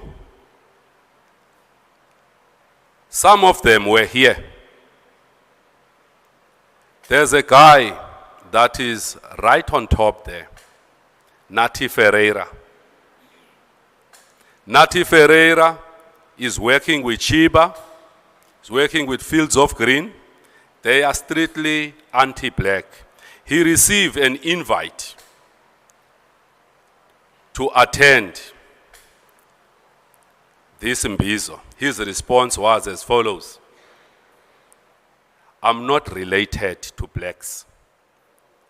This person is accredited by the Department of Agriculture, AgriSeta is also working with these people, Sheba, Fields of Green, there's a lot of them. So the enablers of this racism that is among us is the very same government. We've got another one, Johannes Gebat. They call him Bertie. He does not recognize a black chairperson. As a chairperson of Neo Farm, he never reported to me. He reported to the people that are not even directors of Neo Farm. I've got, the list is long, but I will try my level best to make people aware of these people. I've got another one called Benjamin van der Westhuizen. His father, he confessed to me, he said his father killed a lot of black people. He is there. He's working with Bertie Gebat, and he also said to someone that is here, he's got a plan for me. But I'm not the people, those innocent people that were killed by his father. I'm not one of them. He needs to do his ground job, his groundwork very well. I'm not one of them. I've got also another one. He is from Israel. He's trading in this country, called Dolph Carlo. Dolph did not write me a letter. He told me that he does not like black people, he's anti-black. I have some of his WhatsApps that he was exchanging with a colleague that is here. He's got my name in, but I was not part of that conversation. There's another one, and this Dolph Carlo, he goes around saying that he's got ladies and gentlemen at Sabra that are well positioned, taking good care of his business. So you cannot tell me. I've got another two. Johannes Volk is an associate of Dolph. The agriculture sector is fully aware about the rabbit scam. The champion was Johannes Volk, and is proud to tell people he made his money with the black people's sweat. That's what he says. So as a president of the Black Farmers Association, I met, and I'm still meeting, a lot of people that are anti-black. I've got Beatrice McLachlan, Cole McLachlan. They told me, both of them, that they don't work with black people. But they are working with the cannabis of the black people. How possible is that? I've got Arthur Calamaras, Dwayne Calamaras, that said also the same. They don't work with black people. They take from black people. So as a black person, it does not sit well with me when people are saying those statements to me. And they are not saying these statements to me alone, to other people. So these people are not people that are supposed to be in this industry. If you are anti-black, you leave the gold black to the people, to the custodians of it. I've got also another two that are related to my colleague, Karina Holmes. As the chairperson of Neo Farm, she does not report to me. She cannot report to me. She reports to the husband, Michael Holmes. And Michael Holmes is not a director of Neo Farm. But to be a black man in that space, you don't get the recognition. So Karina Holmes and Michael Holmes are also anti-black. So these are the people that we are dealing with as the Black Farmers Association of South Africa. I deal with them every day. But the call is, that was made by BIFASA and their stakeholders prior coming to this summit. Cannabis must have a direction. The custodians of this cannabis must stand up.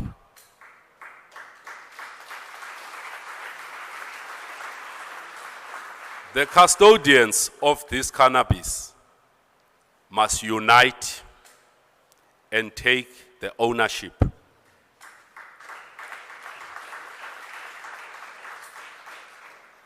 The ownership is obvious.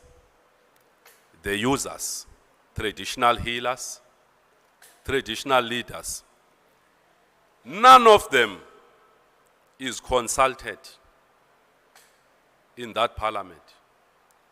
We've got the king of Emampondweni, Kumkani Ndlovu was never consulted. He wanted actually to be here, but he's got a commitment that he had to attend to. People are suffering. Those that jail them are making billions in front of them. I've also picked up something that was coming, a permit coming from SAPRA, written, it's under the name of a company called Sinage. It's one document duplicated so that they can sell cannabis in South Africa. And that document does not say they must sell cannabis, but they are selling with that document cannabis. And what they are doing, it's supposed there must be a doctor that prescribe, but there's two signatures of doctors of SAPRA that are there. So if the law enforcement is coming, they show them that these doctors are here. I have sent that to SAPRA, and SAPRA has acknowledged the receipt of that. On the 14th of this month, I have a meeting with SAPRA. I want all the structures that are dealing with cannabis to get together and be part of that resolution.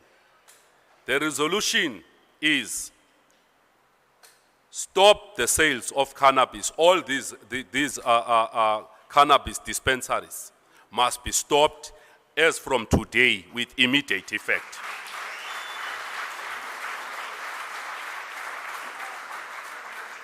Number two, if it does not have the pillars that are here, you cannot trade in South Africa.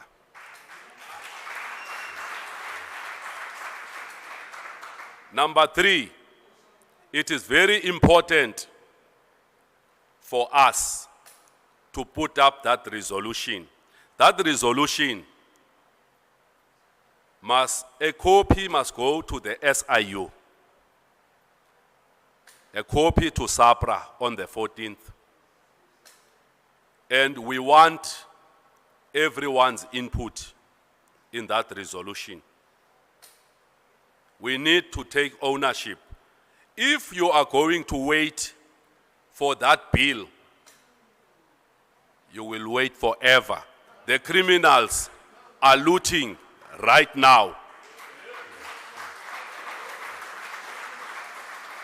On top of that, you don't have to worry about this bill as a custodian. I will tell you why. Before even this bill was tabled, how many licenses were issued to white people? How many? Plenty.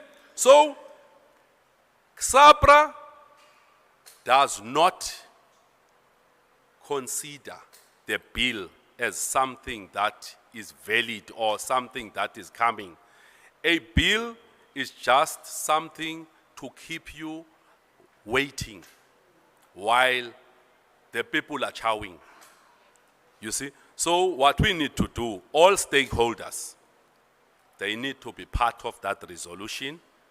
We need to change our game to be right back in our hands.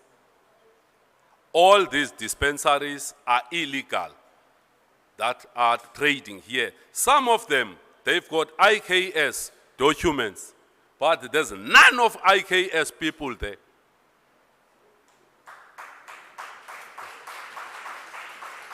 If IKS is supposed to be there, where is the MOU so that IKS can benefit? It's self-enrichment and white empowerment. You see? So all those things are things that made us to call for this summit. On the 6th of November, I have circulated that document. 6th of November, there was a summit in Pretoria of cannabis. It was an all-white cannabis summit. The speakers, everyone, all white. I'm asking myself, where are the custodians of this cannabis? And what are you discussing without the custodians? What are you discussing? This goes back to what is currently happening. I was shocked to discover cannabis, even in the parliament, the champions are white people in the parliament.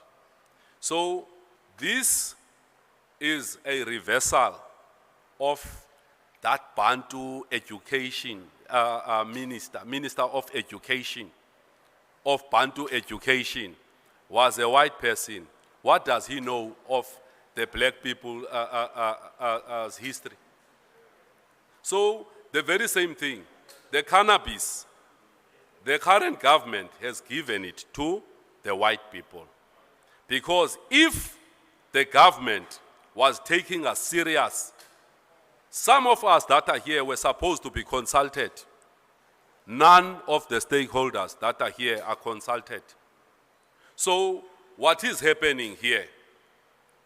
They are forming up a hatred between the white and the black. This is what is happening. We are not saying we don't want to work with the white people. We are working with them with respect. The inclusion of the majority must also be prioritized because the majority are the owners of this cannabis. But if the majority is not united, they must go and work for the municipalities around the world. But this is our goal. And there's money in cannabis. Everyone knows that. we need to work together to remove the red tape, because we are taken advantage because we don't have the money. And there are no banks that are supporting us. The banks, everyone that is here, is banking to all these banks that are here. But none of them are supporting you. They're not supporting us. That is another call. We need to unite. We need to have our own black bank.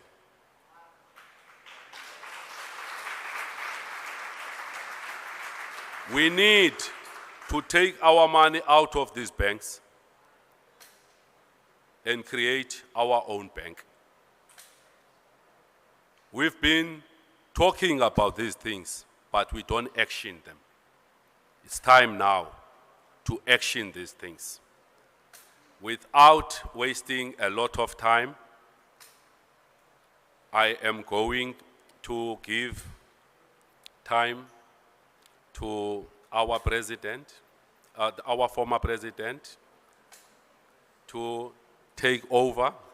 He's still our president because he is here. From the government side, he's a former president, but here, he is our president because he listened to our call and he came to support us.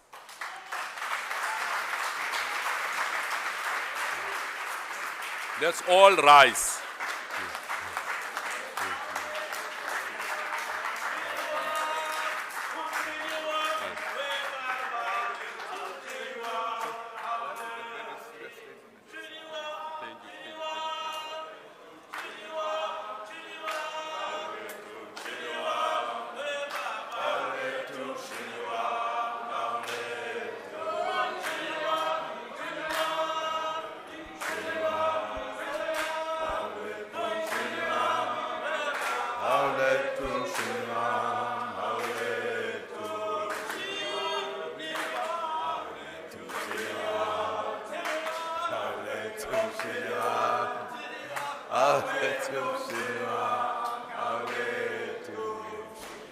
Siyabonga.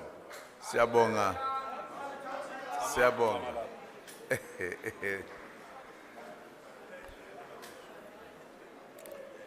Thank you very much indeed.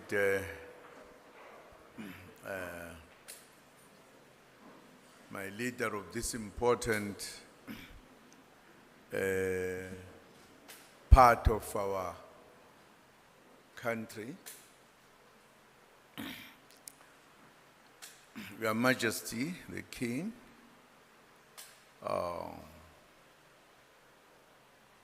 and all other leading people who are here. I can't mention one by one because I might leave others that I did not see.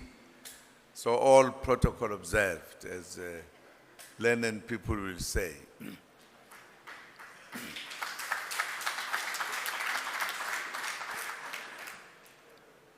No, thank you very much to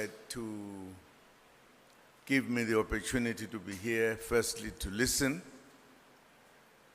to the matters that have been talked about. I really appreciate this. I really appreciate this because I think we are discussing the real issues, not the issues that we want to discuss because it is convenient to do so. I think what I've heard here are very hard facts about the life in South Africa. So I'm very happy that as South Africans, we are speaking, we are not keeping quiet, because historically, there are people in South Africa who were made to be silent, were not allowed to speak, no matter how much they felt, no matter how much the views they held, it was not. And I think, to me, this is making South Africa to accept the fact that we are all equal. We are all equal. Whatever opportunities are available in this country, everybody should benefit.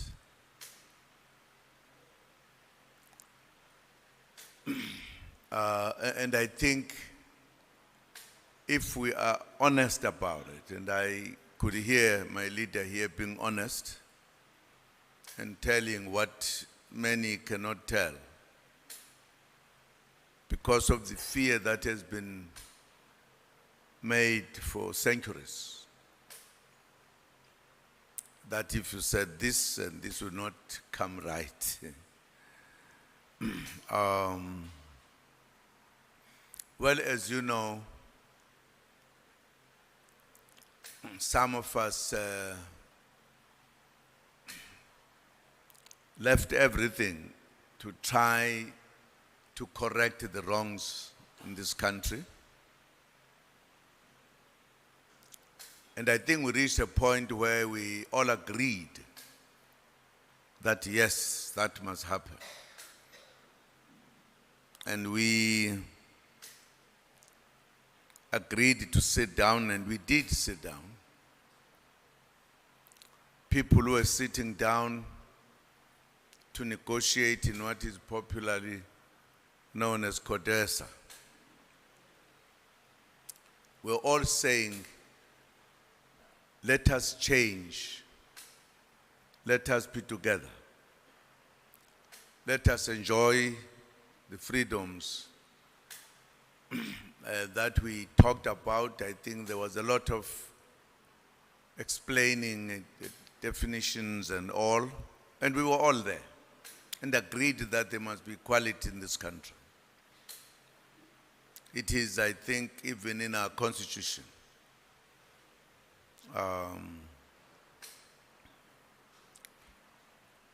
And we have now reached 13 years of freedom.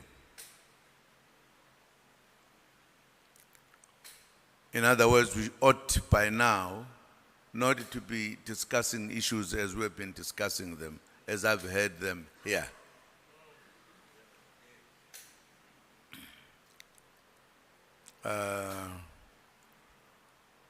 And I'm hoping that as South Africans, we are going to really face the truth and apply that truth to our country, which has everything you need. There's no shortage of things in South Africa. But I think what you call the shortage, if you have people who are starving, who are not ready to meet the very high price of the laws in this country, which has not been dealt with, in my view.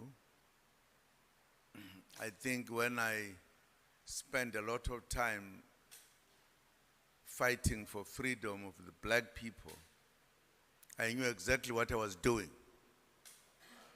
And I think if I say today it is not complete, I say it because I know it is not. Very few countries still keep people divided on matters that are more important for the lives of the citizens.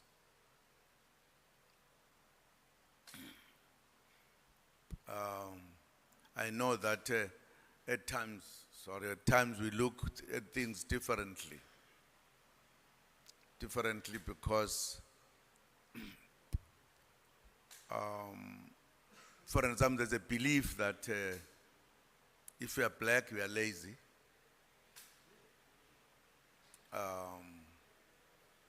If you are black, you must earn less, which is not enough for you.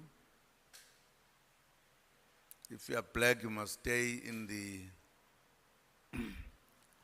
kind of houses that are actually not houses.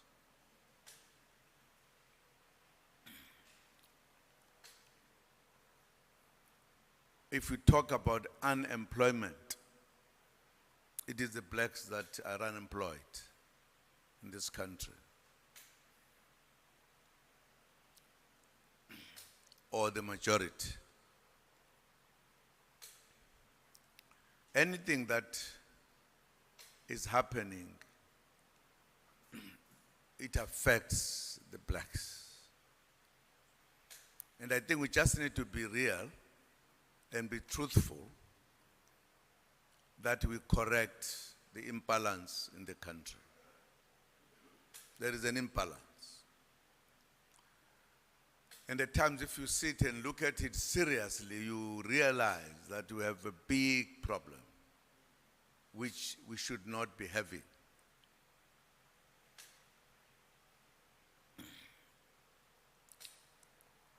I think even in the banks, the blacks have serious problems with the banks. If, for an example, they don't like you, they even close it, what you call, without any notice and whatever. And I think it is therefore important that we should be honest to ourselves, make South Africa a country that has it in an abundance of any other way. Let us just do the right things. I totally agree. We discussed, as I say, in CODESA and agreed that there must be equality in this country. There must be equality. We took oath for this, but 13 years after freedom, we are not yet equal. We are not yet equal. And as I said at the beginning, I was a freedom fighter, fought for wrong laws or the laws that were not necessarily the same. I went to prison for that. I served 10 years, 6 months. 3 months of arrested and kept in prison without trial. They used to call it 90 days detention. And I had 3 years of my case while I was fighting for freedom. You can imagine I should be more angry than anything else. But I'm not. Because I believe South Africa belongs to all who live in it. And we should all enjoy it.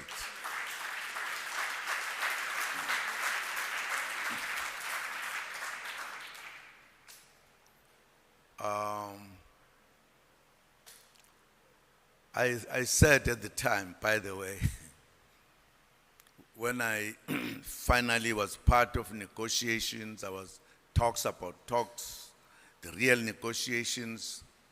Thereafter, I was in the political party that has a majority. I was in government because things had been discussed properly and we were ready to do as much as we can, much as I could feel the difference still, and I thought we are moving towards correcting these things. I also had an opportunity to be a president of this country, and I said, well, you don't rush. You don't become too robust. We must move to a state where we all recognize what we say, that we South Africans are equal and everything is equal.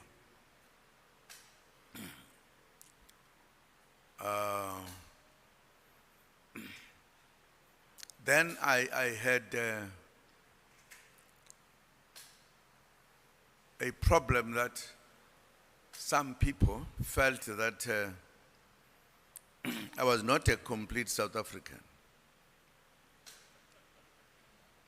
I was not. There was even a big campaign that Zuma must go. I don't know, go from South Africa to where.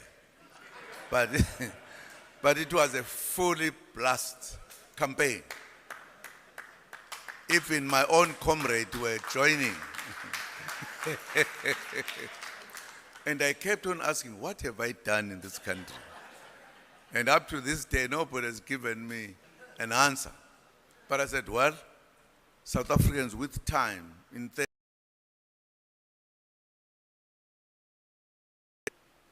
I think we are, the majority we are. But I think there are some who still feel, no, something wrong with these guys. That led to, I must mention this important point. Very respected people in this country, highly respected. Both black and white, which we gave the highest area in the running of the country, not common in other countries. In other countries, just judges at the High Court, they are the last level. Here we added another one. What is it called, by the way, legally? Those who know the laws. Constitutional courts. Constitutional. They are supposed to protect all of us in whatever is done. If you were mishandled at the lower courts, high court, or whatever, once you get there, you know the real truth will be told.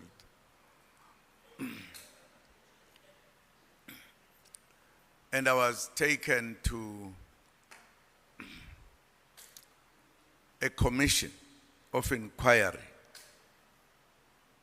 led by the judge, I'm just forgetting the name.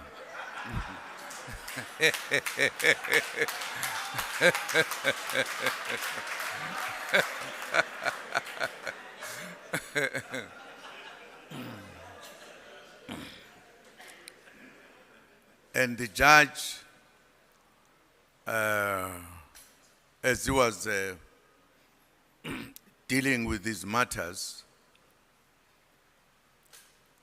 I asked the judge that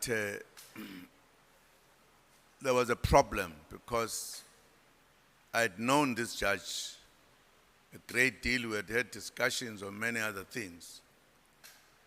We had also become closer because the judge had also had some relatives that were my relatives. So I thought I'd understood the law in South Africa. I then raised my hand and said, sorry, I would request that you excuse yourself from questioning me because me and you, we know each other a lot. And I thought it was in the law in South Africa. And you had the right to ask the judge to excuse himself or herself so that somebody else who was not going to be biased could then question you.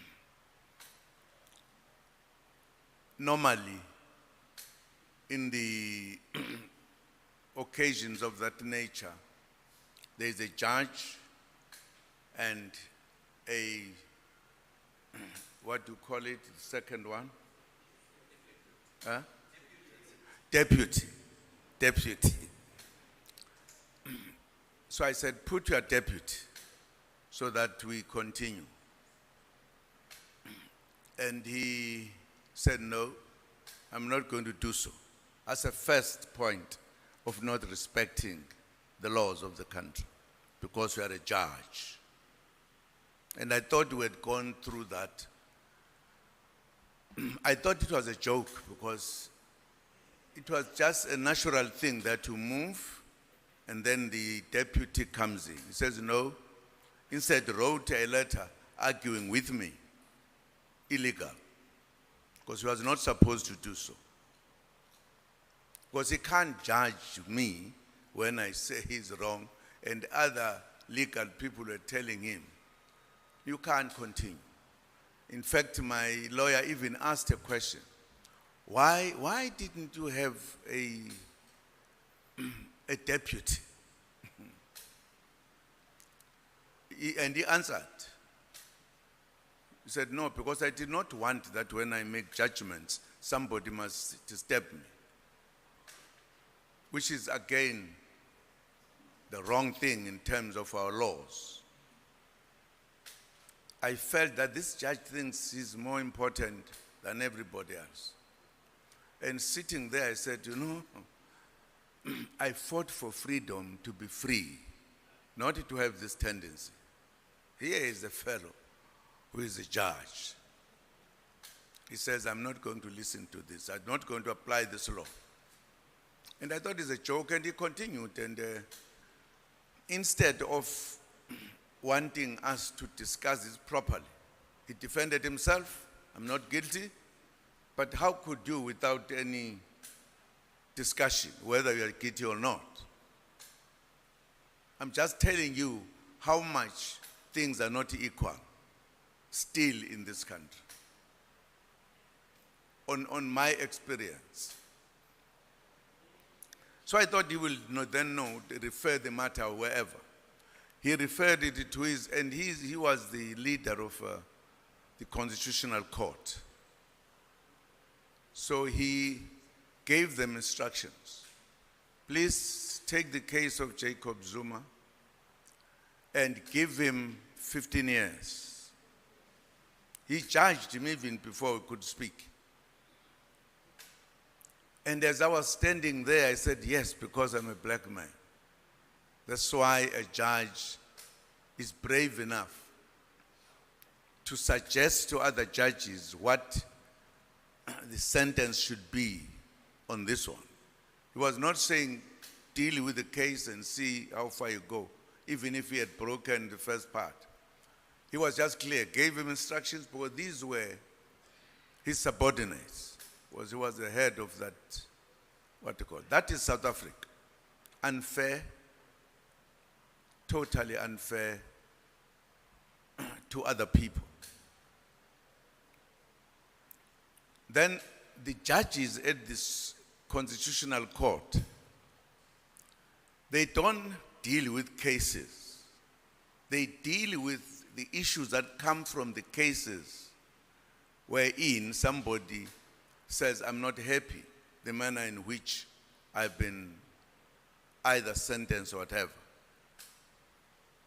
They can't take a case that has not gone to any other court and try to deal with it, because there would have been no constitutional failure or whatever. And they took it, really. They wanted to deal with me, specifically Zuma, who must go out of this country. I don't know where, because this is my only country. Zuma must go. Where to? I didn't know.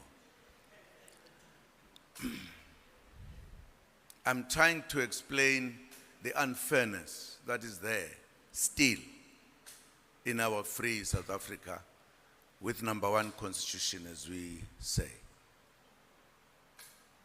Then I thought this is out of order.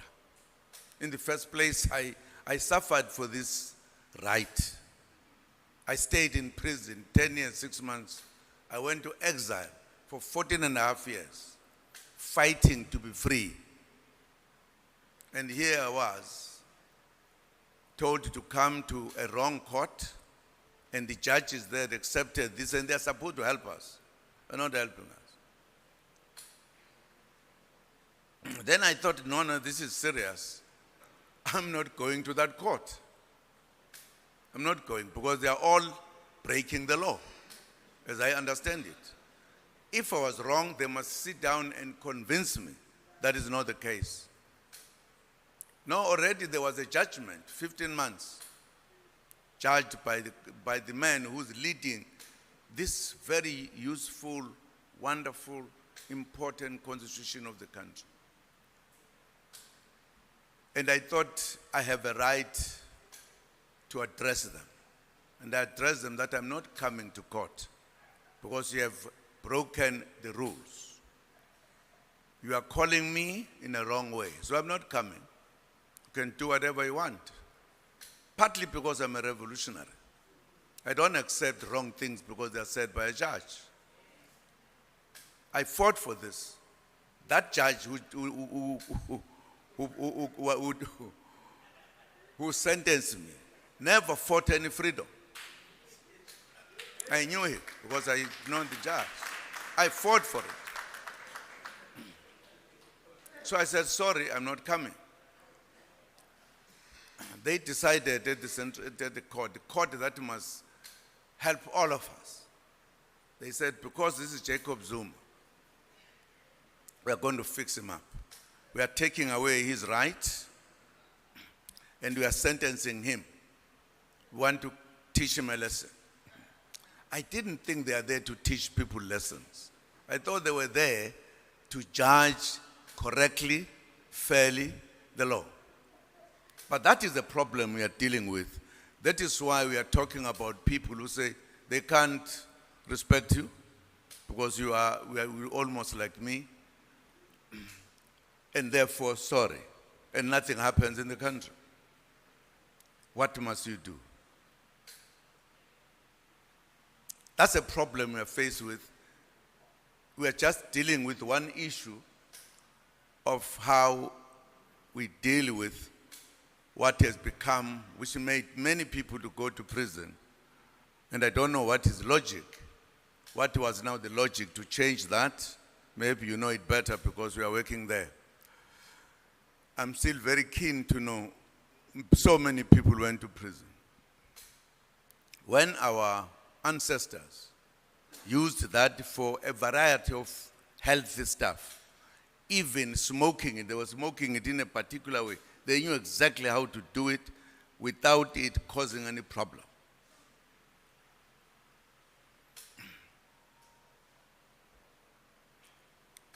And my feeling is, as South Africans, we need to be truthful to ourselves, we need to be fair. So far, there is no fairness. Yes, by law, there are things that are said. I don't want to talk more about many other things, but it's just an important point that we need to respect one another. In law, in general life, in the economy of the country. If, for an example, as we were talking earlier, you are interested in this business and you know exactly what you can do, and you say, I want to start this business. And there is a government that must give you the start or whatever. The money that you once mentioned to me that you need to start this business is so high that many of us will die never having seen that money. Because we have been suffering for centuries. We have not put any money in any bank. So in a sense, the very fact that you should have so much is a way to stop you. In a word, legally, but which is not legal. Because I thought anything which is legal is thing that we all agreed is what must happen. And therefore the monopoly continues until when? Because it is monopoly that says, if you want to come here, if you said to me, for an example, if you want to get to this business, we want 5 million from you. Where do I get it? Where? I spent the rest of my life in prison. I could not put any money. The rest of my other life in exile, fighting for freedom. Where do I get 5 million? Where do I get 1 million? I don't even have $500,000. But I want to do business. What happens? So I think, as I understood you, you were making points very strongly that there are South Africans who don't care about you, whether we have a position that must be respected. Because you are what you are not respected. Is that fair? No, it's not fair. Not fair. So we do need to be honest to ourselves, deal with things. For your information, that's precisely the reason why I've been part of establishing MK Party, to correct these things.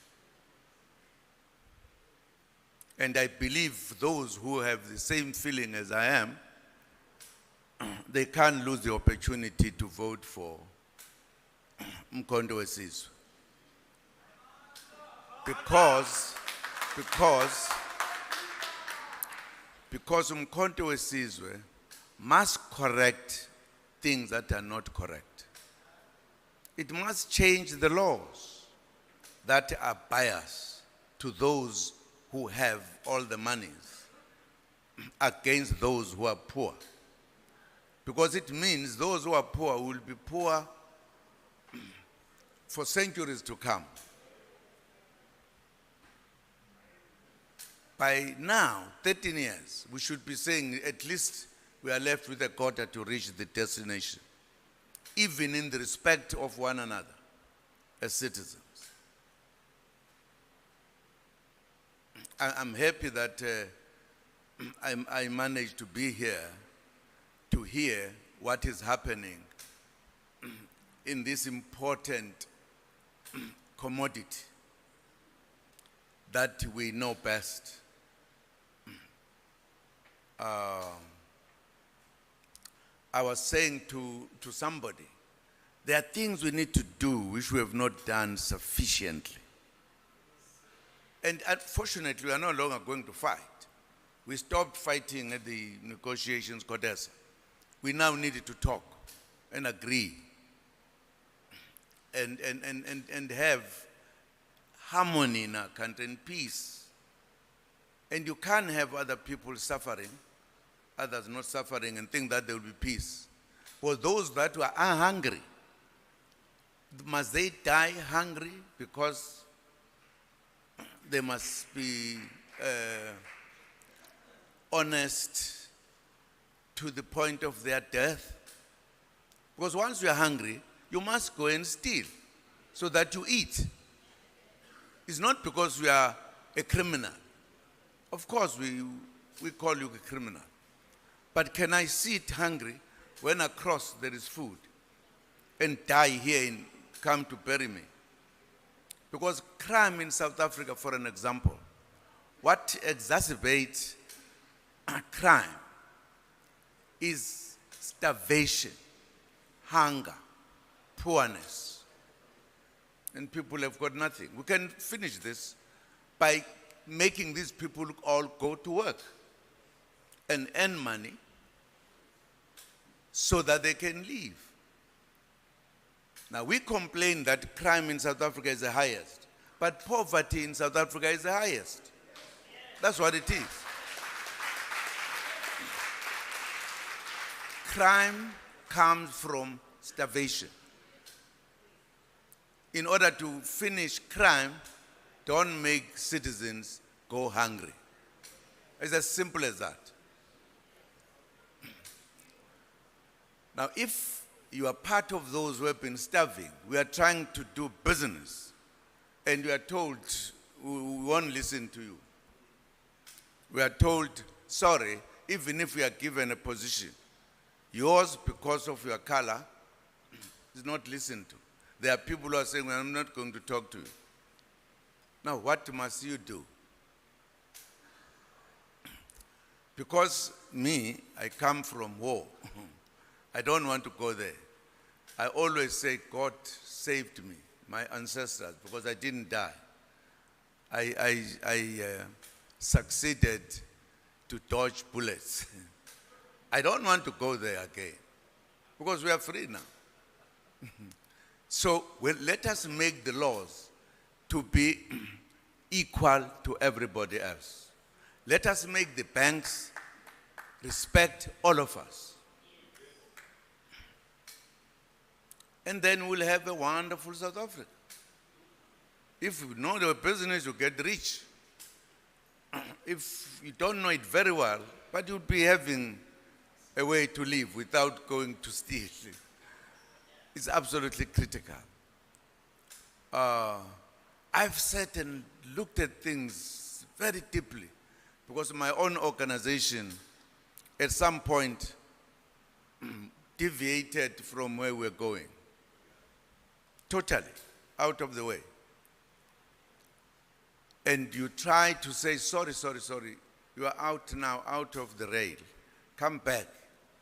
They say, no, we are going there. They can't tell you what is the destination. They don't tell. And I felt that there are things we did not deal with, which we still need to deal with. And it is only an organization that has no things that it is worried about. It's a new organization, clear. For an example, and I say this not because I'm thinking wrong. Our laws in this country are still tilted, and not at equal. And I always tell an example about me. If that was not the case, I would not have gone to jail without going in front of any. I can tell you something else about the Roman Dutch law. I'm not hating the Romans. I'm not hating the Dutch. They are our brothers and sisters. But let us just get at the right point.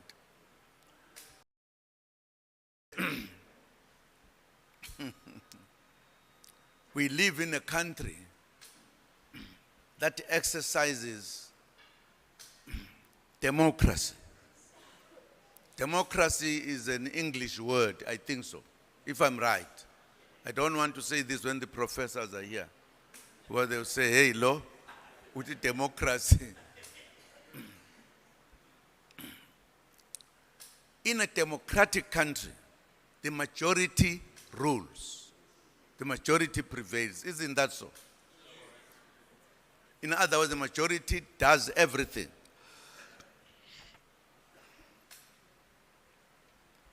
And I'm sure we all believe that's what it is the case in South Africa. Instead of saying, if that was the case, in our country, the majority rules once, and then it leaves the minority to continue ruling for 5 years. Because we only vote once, where we all come out as we are going to do it now. Thereafter, we don't rule the country. It's ruled by few people who are in a house called parliament. They're the only ones who make the laws, who do everything. Without us, we just hear that there is now law XYZ, law XYZ.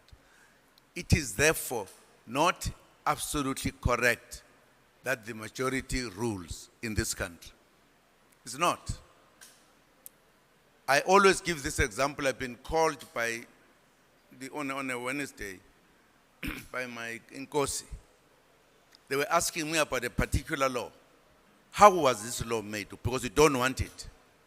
We were not part of parliament. In fact, what we change and make it a majority, a handsome of political parties, they can't be a majority and make laws on our behalf when we are not in parliament. Well, they don't come to us to ask whether this law is it accepted by every South African, which then would be the majority rule. The traditional leaders are not even party to it, who are supposed to be our seniors and everything. So there are many things that need to be looked at very, very closely to correct. If at all there is a law in South Africa that we are talking about, why parliament members why not come to the traditional leaders to say, here is a law, call your people, let us discuss this law and see whether it is everybody agrees in South Africa, whether the majority agrees. So that when people who are there have made their views, they put them down, they go back with the views of the people. And you can make it a real democracy, if the democracy means that. So there are many things we are going to change so that nobody suffer because of their history. Everybody must be able to rule. So when I was told that I'm coming here, I said, well, thanks God, I'm going to go to this particular subject because it's one of the controversial ones. Because I don't think we are honest enough on this one. The system stops people from exercising their thing they know is healthy by force. They end jail. They do everything. With time, investigation says this is a wonderful thing, healthy, etc. Nobody apologized to these people who have gone to jail. Nobody. Nobody apologized to the people who have been chasing, who were not hiding this thing. No, it's fun now. And then those who have got money, fun. We will do business. This is a very good business. Certainly overturn. And there is no discussion, no apology, nothing. Now I'm saying,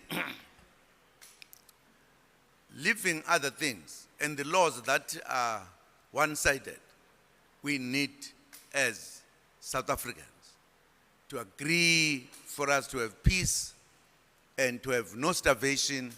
Let us look into these things and the economy of the country.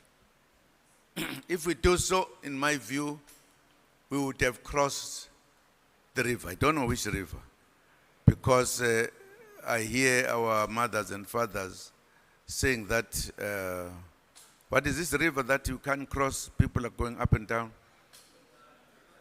Jordan. I went to Jordan, the country, which is named after this river. And I could see the mountains where it starts, and it ends at the Dead Sea. It's not very long. And I said, if then Aguele Glamone zone, why don't you go that side? Or this side, to Hambi, now Pelala. Futa Ushonu figure lapha. It's very short. So akufanele ke sisiye eJordan. Yeah, thank you very much, and I appreciate us here, and also appreciate us discussing this matter. Is one of the most important because we have now come to know it is a rich kind of thing in our country. Let us give ourselves equally. Let us not make those who are rich to grow richer. Let us, even those who are poor, have an opportunity to do it. It is absolutely disturbing that you have this farm in the main because we could not get another one. Because somebody just said, off you go. That's not respect. Let us respect one another. Let us make our country a beautiful country. It is beautiful in many ways. It is important in the world. And let us keep it at that. Let us not look down upon others because of their color. It's wrong. Let us all be South Africans, have equal rights, exercise them. I could have said more. You know, even if the police are stopping you on the road, to some people, they are very rough. Bring your, where is your passport, what you call, his let dog drive. Driver's license, camera. When they say others, sir, may I see your passport? That's what it is. Thank you very much.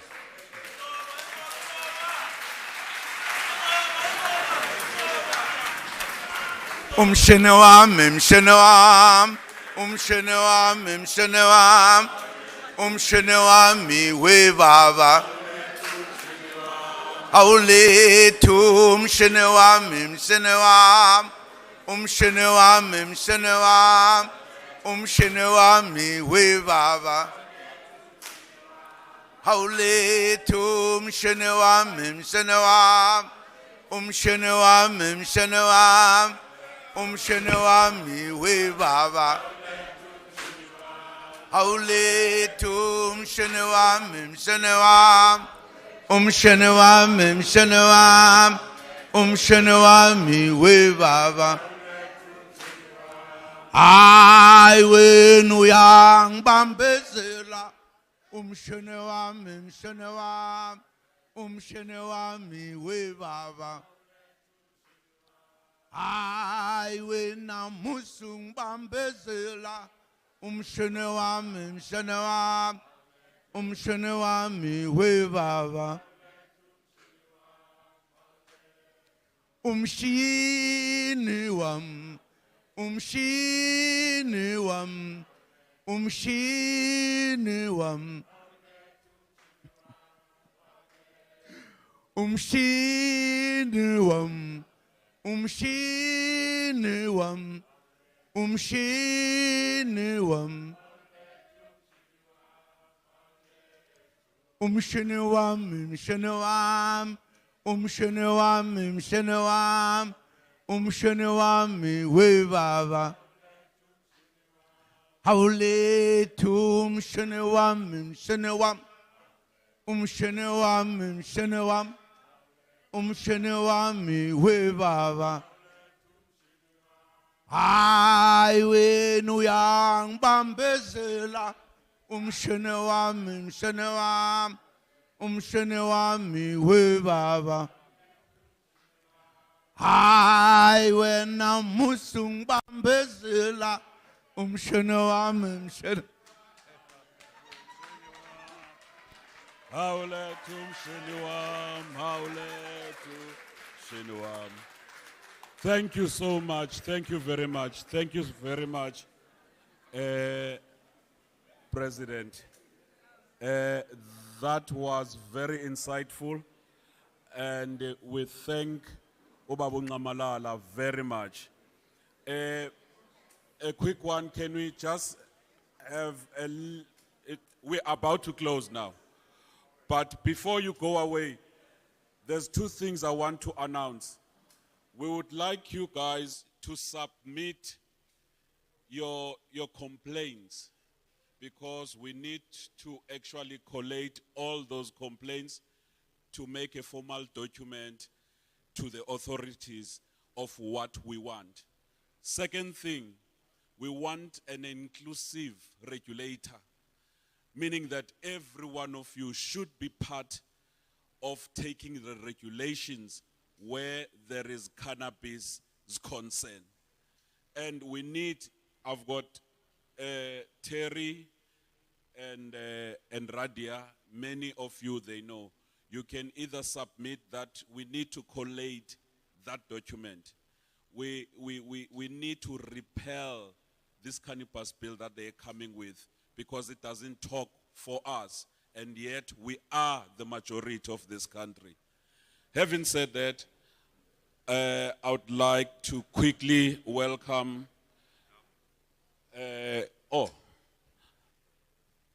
Mr. and Mrs. Aranse, Ibrahim and his wife. Mr. President, yesterday these were the host, the time we were inviting you for the lunch. We've got a scarf-in for you.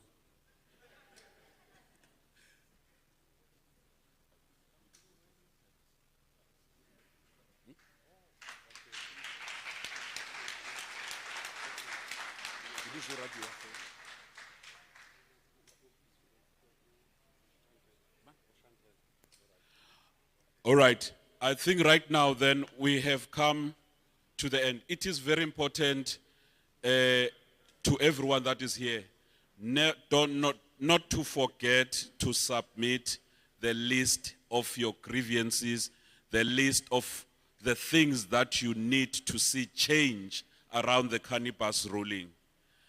As we are about to close, we'd like to call Chantel Opelt to say vote of thanks, and then so that we can close this occasion. Thank you.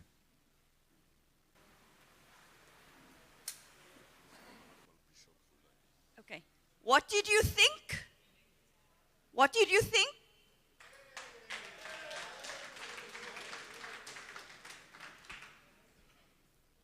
We clear as to what needs to be done? Are we happy that we were here and we got the correct, truthful information? And we want to thank you for being here. We want to walk this journey together. We want to say to our President Jacob Zuma, thank you so much for honoring us with your presence. And we wish MK everything of the best in the upcoming elections. We want to say to King Letitsa and Her Majesty and all other dignitaries here, kings here, thank you so much for being with us and standing with us. We need your support. And to everyone here, we trust that this has been a moment of inspiration, hope, and action. Thank you so much. I want to call the Bishop to close our proceedings and to bless everybody as they leave.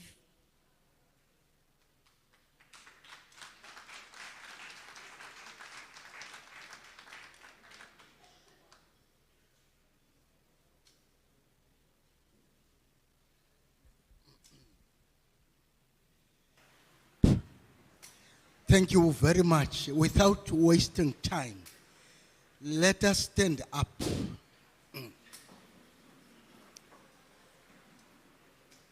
Mohawa morena wa rona Jesu Kristo.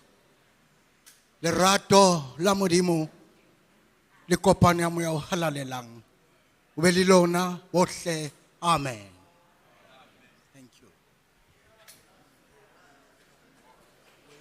Thank you very much. May God bless you.